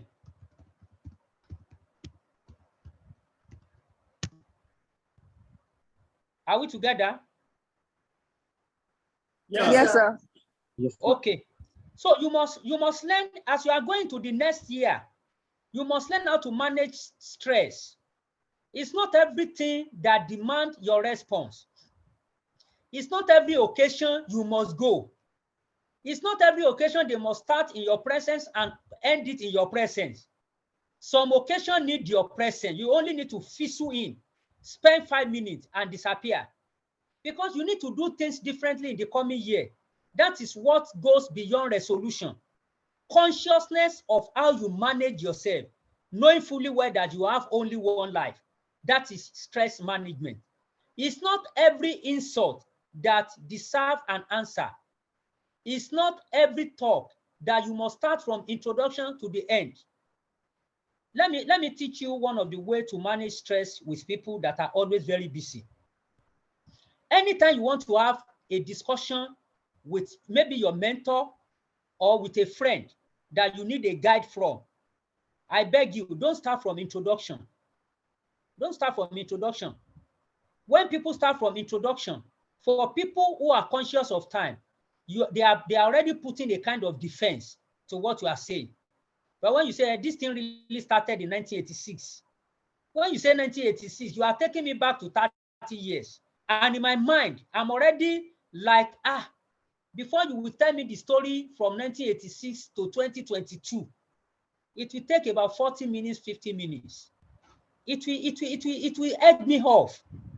You are making me to be selective in what I will hear. I might be looking at you, I'm not hearing everything because I'm not somebody that listens to all manner of history. I don't need to get all the history. If you are working or relating with your boss, with mentor, with your coach, please, I beg you, start from what is the topic sentence? What do you want to do? What do you expect from him? So that I can start preparing himself. But when you start from, sir, I actually want to see you. He started from 1990 when I was in secondary school. That time, you cannot get the best. So that is one of the way. If you want people to give you the best, start from, sir, I need help. I have financial crisis. I need you to counsel me. I have financial crisis. I need you to bail me out. If the person needs more information, he will ask you for the history. But when you start from the history, you are discouraging the person from following your discussion, and you are already putting a kind of defense. I'm just giving you some kind of wisdom tips on how to relate well, especially with big people that are always very busy. Then the third one, I've spoken about stress management. That's not all about self-management, stress management rather, but at least that's just a tip of it. I want to talk on self-development or personal development. Personal development talks so much about how well you know about yourself. how well you are developing yourself. I started by saying that you cannot see a new year if you have not become a new you. A new you is better than a new year. Every new year that comes is nothing but a change of calendar. All of us know that the first day of the new year maybe is on Monday or Monday now. So you know that the first day. So what makes it new? Something you can know. You can know the day of maybe June 25. You can know the day that your next birthday, your next 5 years birthday falls in. You can know the date. So, you know, it's really working about yourself, making yourself a better version, which centers on personal development. A lot of us, we shy away from personal development. Let me tell you this, from research, every certificate expires after 5 years. Every certificate expires after 5 years. If you graduated by 5 years ago and you hold a BSc, you have expired. That certificate, that BSc has expired. That's why constant personal development is very, very important, and it's a lot of investment. Majority of us in the industry where we work, we don't know some information, and we've been there for 5 years, 6 years. We only brag of we have BSc, we have MSc. When did you have your MSc? There are a lot of new things that have evolved between the time of your graduation and now. If you don't take personal development so seriously, you will be talking in the past. You will not be able to compete with the information age that we are in. The next question I want to ask you is that, how well do you know? How much do you know? How much of information do you know about this world? How much of information do you know about time? How much of information do you know about goal? How much of information do you know about your discipline? Area where you work. Can you engage me for 5 minutes and I will be looking at your mouth? I will be drained of questions if you have developed yourself. We are now in the age where people don't read again. We don't buy books. We don't read.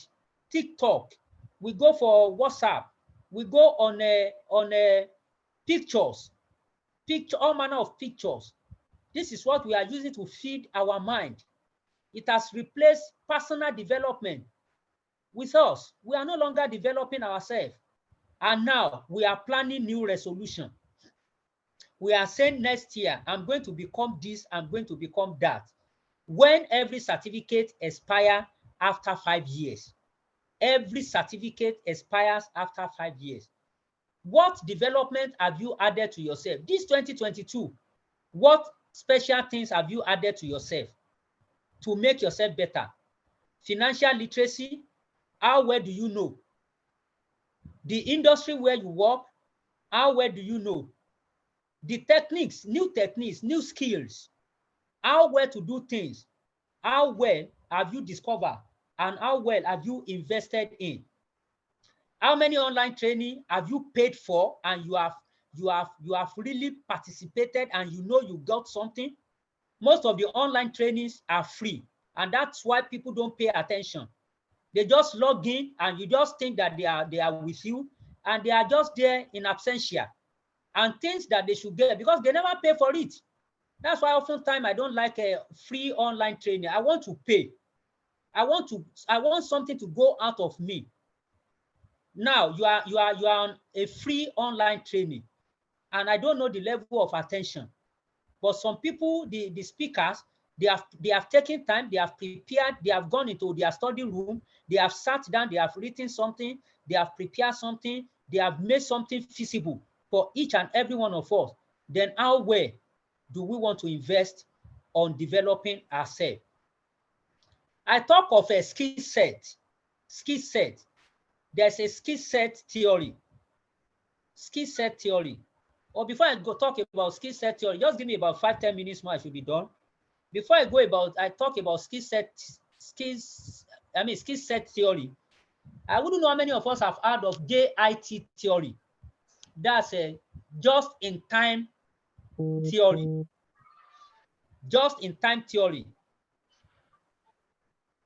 Just-in-time theory is just a theory that talks about you being the student in your class and you are also the professor. That's a self-training. You become your professor and you are also your student. How many of us have taken mirror test? You sit down beside the mirror and you are looking at yourself with your paper and you are calling yourself by name and you said, why have you failed this year? Why have you not achieved this? A lot of us, we prefer people to talk to us. We never prefer, I don't know whether we don't like our personal voice. If your company boss you, you are a bad company. The best company anybody can have is yourself. If your personal company boss you, because the truth of life is that you will remain alone for life. In life, you will still remain alone. Life is not about, it's not so much about the company, it's about yourself. So if your personal voice, if you don't enjoy your personal voice, I know some people that they don't always enjoy themselves speaking. They say, I don't like my voice. If you don't like your voice, is it me that will not like your voice? And those are some of the things that you begin to change. If you want to see a new year, if you want to see an accomplished year, you want to see a year that is full of greater things than what you currently have about yourself. If not, if the only thing you want to know about yourself is just the repeated self of your past self, don't expect something so different in the new year. Opportunity will still come, but you might not be able to explore those opportunities because you have really not worked on yourself. Now, that is about self-development. And I talk about set theory. Set theory, soft skills, hard skills, life skills, and home skills. These are skills that we need to acquire. These are skills that we need to look for a serious-minded person, somebody who is not sentimental and emotional about you, that is not looking for whether you are happy about what is telling you or you are not happy, but is just telling you the truth about yourself. But many of us, we run away from such people. We need to be deliberate about self-development, soft skill. Soft skill talks about emotional intelligence, team player attitude. Many of us, we are not team player. When it is teamwork, we look for how to take the back seat and just be an onlooker. We need to grow our growth mindset, openness to feedback. Some of us, when they are giving us feedback about ourselves, we are not happy. We are not happy. We take it so seriously and take it personal. Do you understand? We cannot achieve some level of greatness by that. You need to develop the skill of openness to feedback, sincere feedback.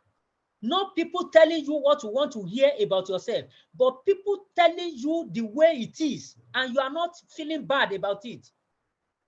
Let me give you this example. I think in 2020, I had to make a presentation like this. And the host of this program happened to be one of my audience. He saw my presentation content and the slide. My slide was poorly developed. And after the meeting, he called me. He said, sir, you had a very wonderful content, but your presentation denies your content. Your presentation is not too good, needs to some cosmetics. And I said, wow. I said, what do I need to do? I said, please, who do you know that can teach me presentation skills? Who do you know that can teach me how to make good presentation? And he said, if you wouldn't mind, I will take you. I said, how much am I paying? He said, I should not worry. it will take me free. I said, I'm not ready to take free lectures. I have learned early enough in my life that things you don't pay for, you don't appreciate. I want to pay for for that skill. And I paid. It's a living witness. It's a living witness. And it took me some executive classes on presentation skill. And I can boast to you today, within myself, I know that I am better or I have improved drastically in what I present. I wish you can see my presentation slide. I know there will be little or no flaw in there. Even if there are still flaws, I still welcome feedback because I want to be better. If you are not better, you cannot have better years because it is you that determine what to get in every year, not the year that determine what everybody gets in it. I hope you can get that point. That soft skill, Yes, active listening, work ethics, adaptability. Those are soft skills that you should learn. There are also hard skills, technical skills, computer skills, Microsoft Office skills. We are in the world now that employment is not about certificate, it's about employability. What can you do? It's not about your height, it's about hard skill.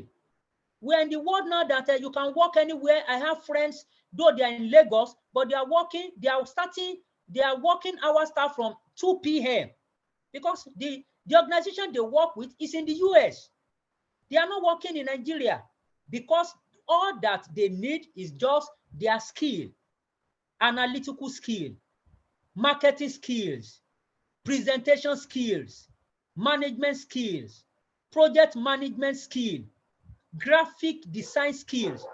Those are the skills that we need to explore our world. That's number 2 skill. The third category of skill that you need is life skill, problem solving. Life has a lot of problems that is looking for who to solve them. And we can make a lot of money by solving life's problems. Critical thinking. Somebody call critical thinking outside the box. No, I don't agree with thinking outside the box. I agree, I believe, I belong to the mindset of people who believe there is no box anywhere. I think as if there is no box. You think limitlessly. Effective communication, creative thinking, interpersonal relationship, self-awareness building skill, empathy, stress, and emotional control skills. These are life skills that we need. We may also need some home skills, your photography skill, barbing skill. For example, in the last 3 years or 4 years, I've not been to barbing salon. I've not been to barbing salon, not because I don't want to go there, but because I'm conscious of time. I can't sit for 2 hours and somebody will tell me that I met 3 people. And I cannot reason, I cannot sit down. If you sit down and keep quiet, they will say you are proud. If you sit down and you join the conversation, they might say that, how is he talking like that? You might not be able to relate at the same level. So I have to develop barbing skill that I can barb myself, maybe probably because I'm not somebody with a complicated hairstyle. You understand? I can take barbing skill, I can barb anytime. I can wake up in the middle of the night and barb. Hair styling, makeup skill. A lot of people are making big money from tying gele. Yeah. Wallpaper installation skill, digital marketing skill. These are home skills that you need to work. You can still work with this one within the next 2-3 weeks. Within the next 2-3 weeks, just so that you can use to arm yourself against the coming year. I think I need to stop here, except you still want me to go further. I don't know how much of minute I still have more. Thank you so much. I would have talked about the benefit of self-management, strong mental health, strong mental health. I said strong mental health. Many people are committing suicide today because of mental illness. You need to be strong mentally. And the best way to be strong mentally is for you to be conscious of yourself. Don't be, let me talk to, we are in an environment where some people will say because you are the eldest in the family, you need to stop your education and sponsor the education of your younger ones. That's foolishness. That's foolishness. Because with time, you will regret it. When you sacrifice your life, life does not talk about you just sacrificing your life. You don't want to become anything so that somebody else can become something. Is somebody else better than you, or you have come to life because of somebody else? Don't jettison your plan, your vision, your purpose for somebody else. Many people become dissatisfied in life because people that they have sacrificed for in life have become achievers, while they have become wretched. And they can still not operate, they are not operating at the same level. They are not giving them that honor. They don't reckon with them as if they are the one that have paid for it. Of course, that is life. They will still tell you that, bro, my brother, even though you are my brother, but the people that are in the meeting with me, they are people of high class. So I will still give you time. You feel bad. Why can't you pay attention? The little you can do to raise others, do it. But don't forget yourself in the purpose, so that you will not just get dissatisfied with life at a point and you just think of committing suicide because you feel life is worthless or your life is worthless. Better productivity comes as a result of self-management. Better physical health. You look well. You look well because you know how to manage stress. Better relationship with others. You are not at loggerhead with anybody. People that you relate with people the way they have come. If they are somebody's, I read a book during this week, and the only thing I took out of that book is that don't cancel a fool, because a fool will still not listen. You understand? Better relationship with others. And my conclusion is know and understand yourself. Work on yourself to be better. Subject yourself to some internal regulation always. It saves you a lot of stress. Thank you for having me. I appreciate your audience. I'm grateful for the privilege you have given me. Thank you, thank you, thank you, thank you, thank you. Oh, what a moment, what a presentation, what a value, and what a delivery. I am so much happy. Thank you so much, sir. We really appreciate this powerful presentation. I can see that everyone is glued to the program. This is the first time in a long time that I will be a co-host of a program like this, and people stay from the beginning till the end. The number did not reduce. I think this is because we are adding value from this session. I want to appreciate every one of you for your patience, for your time, for your data. Like Daddy has really said, that we cannot waste time. We can only waste our life in the time. So, and I want to believe that every one of you, this program has not been a waste of life and time. It has actually been a value-added program that I believe that every one of us, we are ready for the next year. Even the next year is not far. We are ready for tomorrow, and the tomorrow is now. Thank you so much, Daddy. We really appreciate. Thank you so much. I personally, I want to say thank you for accepting our invite and for coming prepared for us to give this value at a time like this. I want to throw this to the audience. If you have any question that you want to ask, our first speaker is also here, and Daddy is also here as well. If you have any question you want to ask, you have any question, kindly unmute your microphone and let us have your question.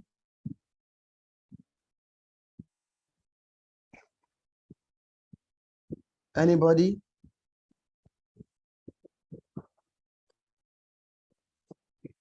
Comrade, is Comrade here? He had a question the other time that I told him to wait till the end of the second presentation. Is Comrade here? Can everyone hear me? I can hear you. Okay. Yes, we can. Okay. Do you have any question for our facilitators tonight before we say goodbye? Myself do not have question, but I have feedback. Okay, you can go ahead. Anyway, my name is Kayode once again, and thanks for the opportunity. Well, to start with, I must say that profound, that these are, just like you said, myself, I'm not a host whatsoever or anything, but you know, as virtual training, most time we just like hide under or everything. But I could say I was spellbound. That all through from beginning, I've thought that maybe I could have some distraction, of course, which are happening by the reason of this period. But I try as much to keep up because of so many, I could say, new things. There are practically some things I've heard tonight that in my life, I've never come across it. And so I just want to appreciate all the facilitators for the time they have taken to really prepare and to dish out value to us, especially to myself. It's just like this session or this insight with Ayodeji was meant for me, basically. So I want to appreciate the facilitators and also the organizer for the large art and these mindsets to have organized this kind of a program. And I must also say that for me, it's not really about New Year now, based on the divination that we've received, but something that has to be done even right now, and actually some tasks that have been given right from the first section, the introduction as well, and even up to what Daddy just shared to us. So I'm really grateful, and I can only pray that God will reward you.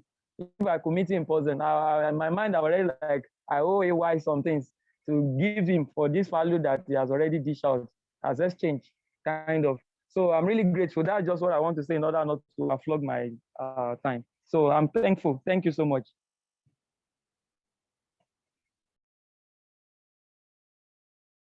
Thank you, Kayode Babashola Blessing. Thank you so much. This kind of feedback, it's what I encourage to do more and to do more. Thank you so much, Ayodeji, for this great insight. I will say I want to draw the curtain for tonight now that we don't have any question, and hand over the microphone to the host himself, Ayodeji Omidiji, to say a rounding off statement. Hello, you have a question?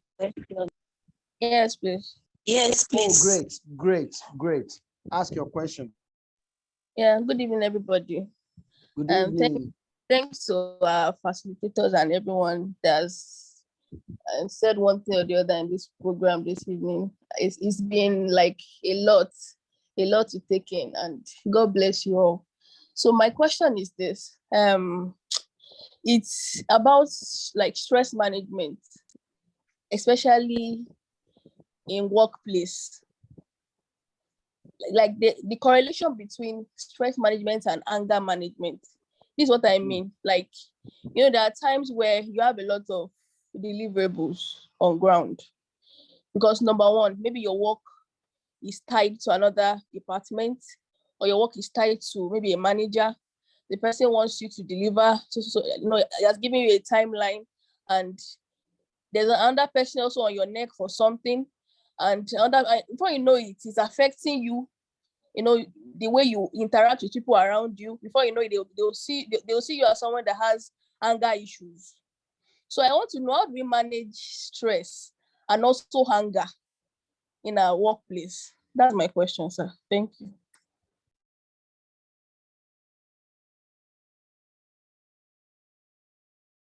Okay, thank you for that question.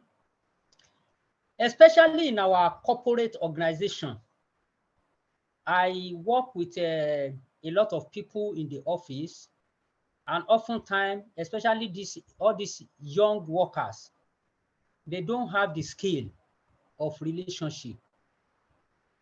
In any workforce, there's an expectation. And that expectation, I tell you, if you are not careful and you don't have some skills, you might not be able to meet up with those expectations. For example, if two people myself and Ayodeji, we are giving you a task at the same time that you must submit. There's something they call, I don't know if I can mention it, if it will not be too high for our level. We call it political management in every organization. How do I mean? Myself and Ayodeji has given you a task that you must deliver at the same time. I need this in 10 minutes. Political skill management in me will tell me that, can I deliver these two in 10 minutes? The answer is no. So in the first place, I don't need to put myself in the stress of trying to complete the two at the same time. Can I complete one? Yes, I can complete one. What do I do?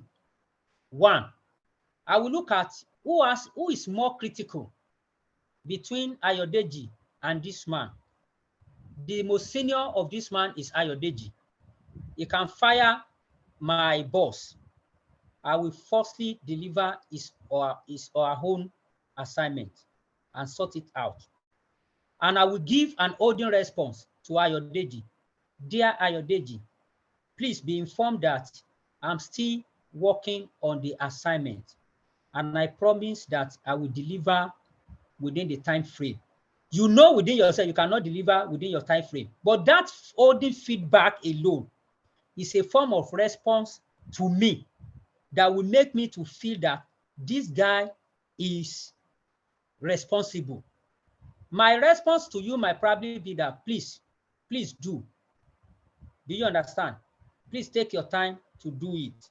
So we are already engaging ourselves. But in a situation where you just abandon my own, you abandon, you are confused, you don't know how to manage this. They would have taught you this thing in your school, whatever. They taught you this, what do you call it? Urgent, important, not urgent, important but not urgent, and all those stuff. Priority of time and all those stuff. You know, time quadrant. You know, they would have told you.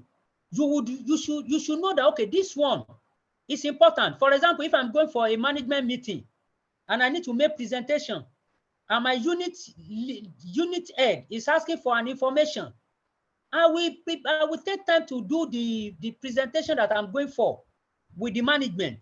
Why I give him holding response, sir, please. And when my 10 minutes lapse, I will get back to say, please, can you give me additional 10 minutes? I still need to tidy up some things. When you know within yourself, you have not even started, but there is a communication. That one will not set you on the edge. That one will not put you under intense pressure. There was a time when I was to prepare 20 reports for a review at a time. And I look at it. Will all the 20 be reviewed at the same time? What did I do? They say, okay, put your report in this link. What did I do? I just did the cover page of all the 20.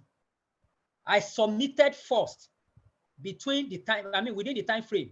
Because I know within me that review of those reports will not be the starting point. Review of those, the first thing that will start is who has defaulted, who have not submitted. So they will use about 45 minutes or 1 hour to collate those that have not submitted. And my name cannot be among those that have not submitted because I've actually registered something in the link. So what will I now have to do? I will now start one by one. I will start with number 1. Even if they want to review all the 20, they can't review all the 20 at the same time. They will start from 1. So that 1, I will tidy it up and match it. I will go to 2. The 20, I may not get to 20 until the third day.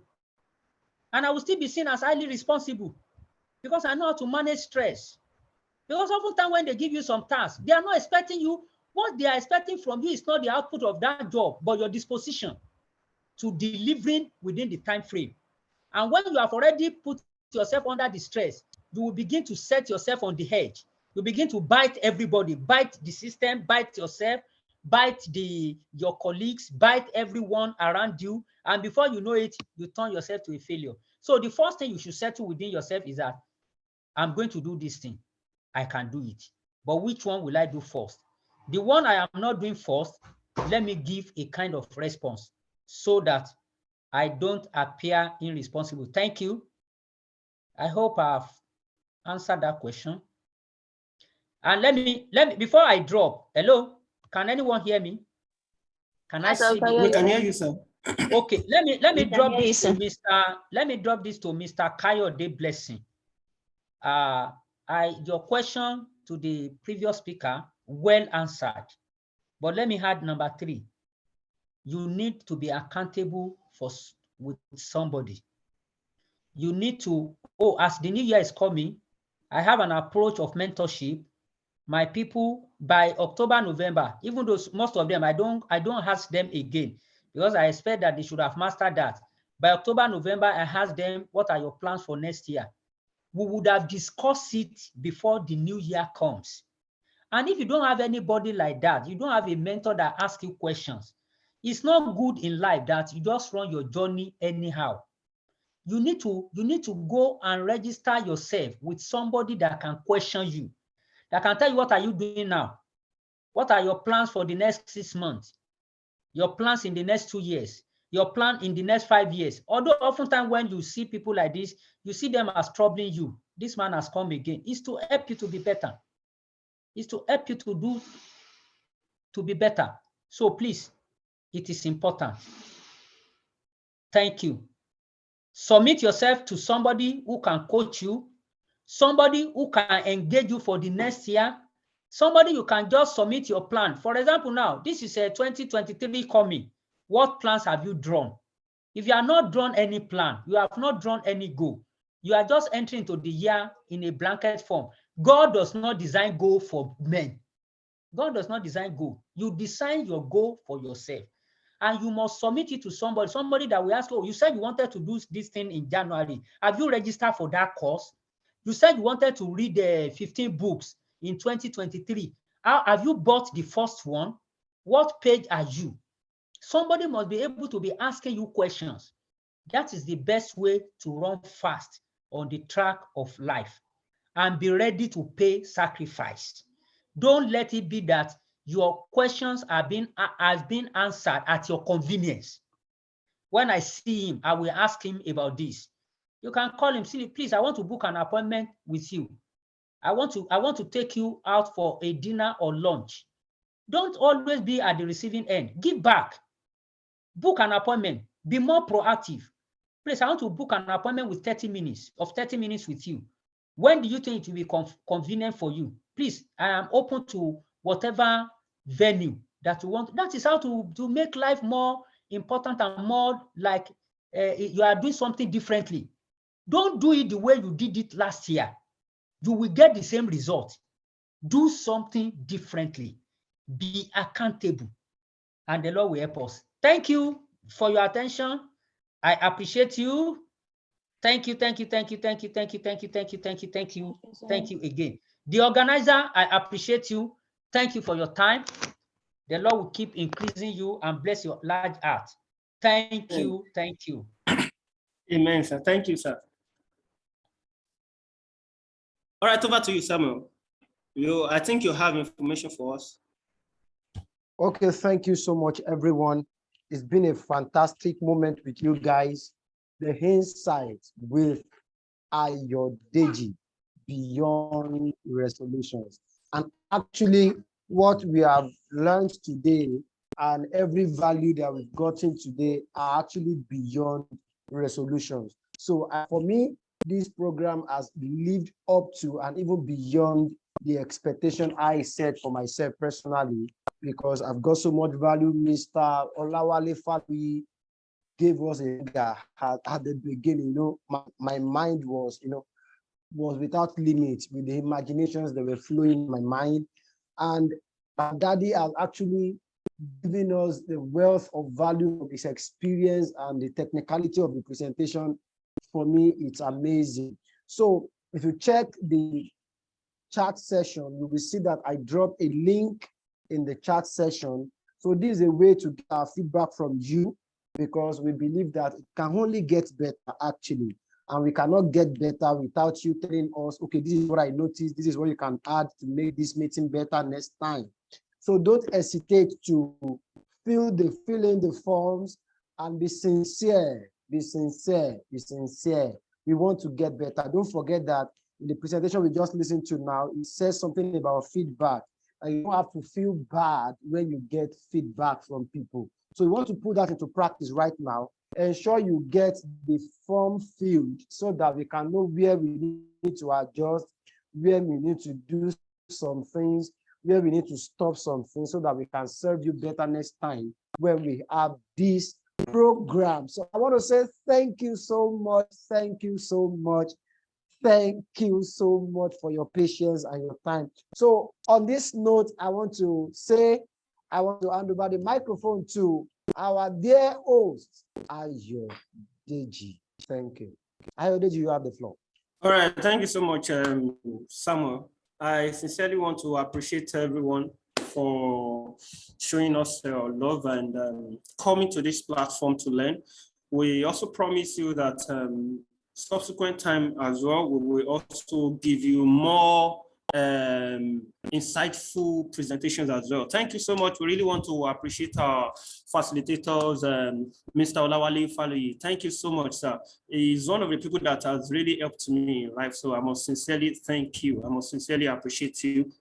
You are one of the people that, even looking at you, your lifestyle is worth emulating. Thank you so much for the insight. Thank you so much for mentoring me. Thank you so much. I also want to take this time to appreciate Mr. Oyekunle Olewale, a pastor. I promise not to call you pastor on this program, but I cannot just call you. You have been a wonderful person to me. I can never forget there was a time some years back we had a program in church and you looked at me, you told me something. You said, bro Ayo, why I wanted to organize your life. I mean, I told you at some point, I said that would really eat me when your mentor looks at you and tells you organize your life. Sincerely, it was a kind of a sledgehammer.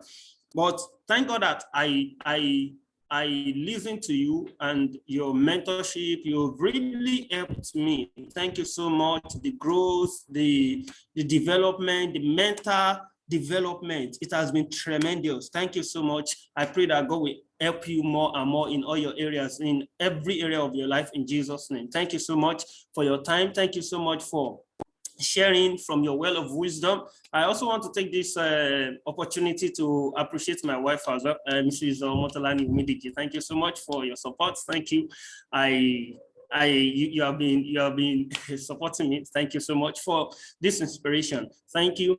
We have a whole lot of people in the house that we might not be able to mention our names one after the other, but I sincerely appreciate your presence. Thank you so much. Your presence means a lot to me. Mr. Kayode Babashola is also a business partner, HR personnel as well, Advanced Nigeria. You have really made Lagos a kind of a wonderful place for me. Thank you so much. Working with you rather, has been a blessing. Thank you so much. Mr. Emmanuel Asipita, thank you so much. God bless you. Everybody, thank you so much.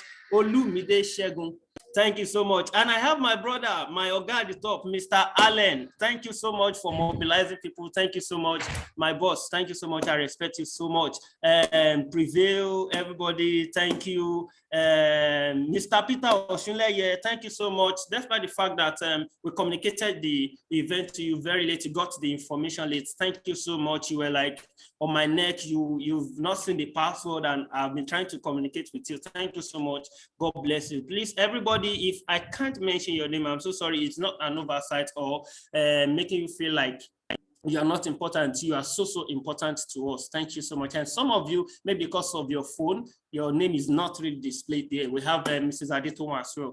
Thank you so much. God bless you. I promise you that next time will be more fantastic. And please take your time to give us your feedback on the program, how the program really went, and we can also improve on the areas. Please, your sincere criticism is highly appreciated. Don't forget, getting better is the goal. And there's nothing without, you have not achieved your goal if it's not excellent. So we want to be excellent in all our presentations. Thank you so much for your time. I say, have a lovely night rest. Thank you. Bye-bye. See you some other time. My name is Ayodeji Omidiji. Thank you. Bye-bye.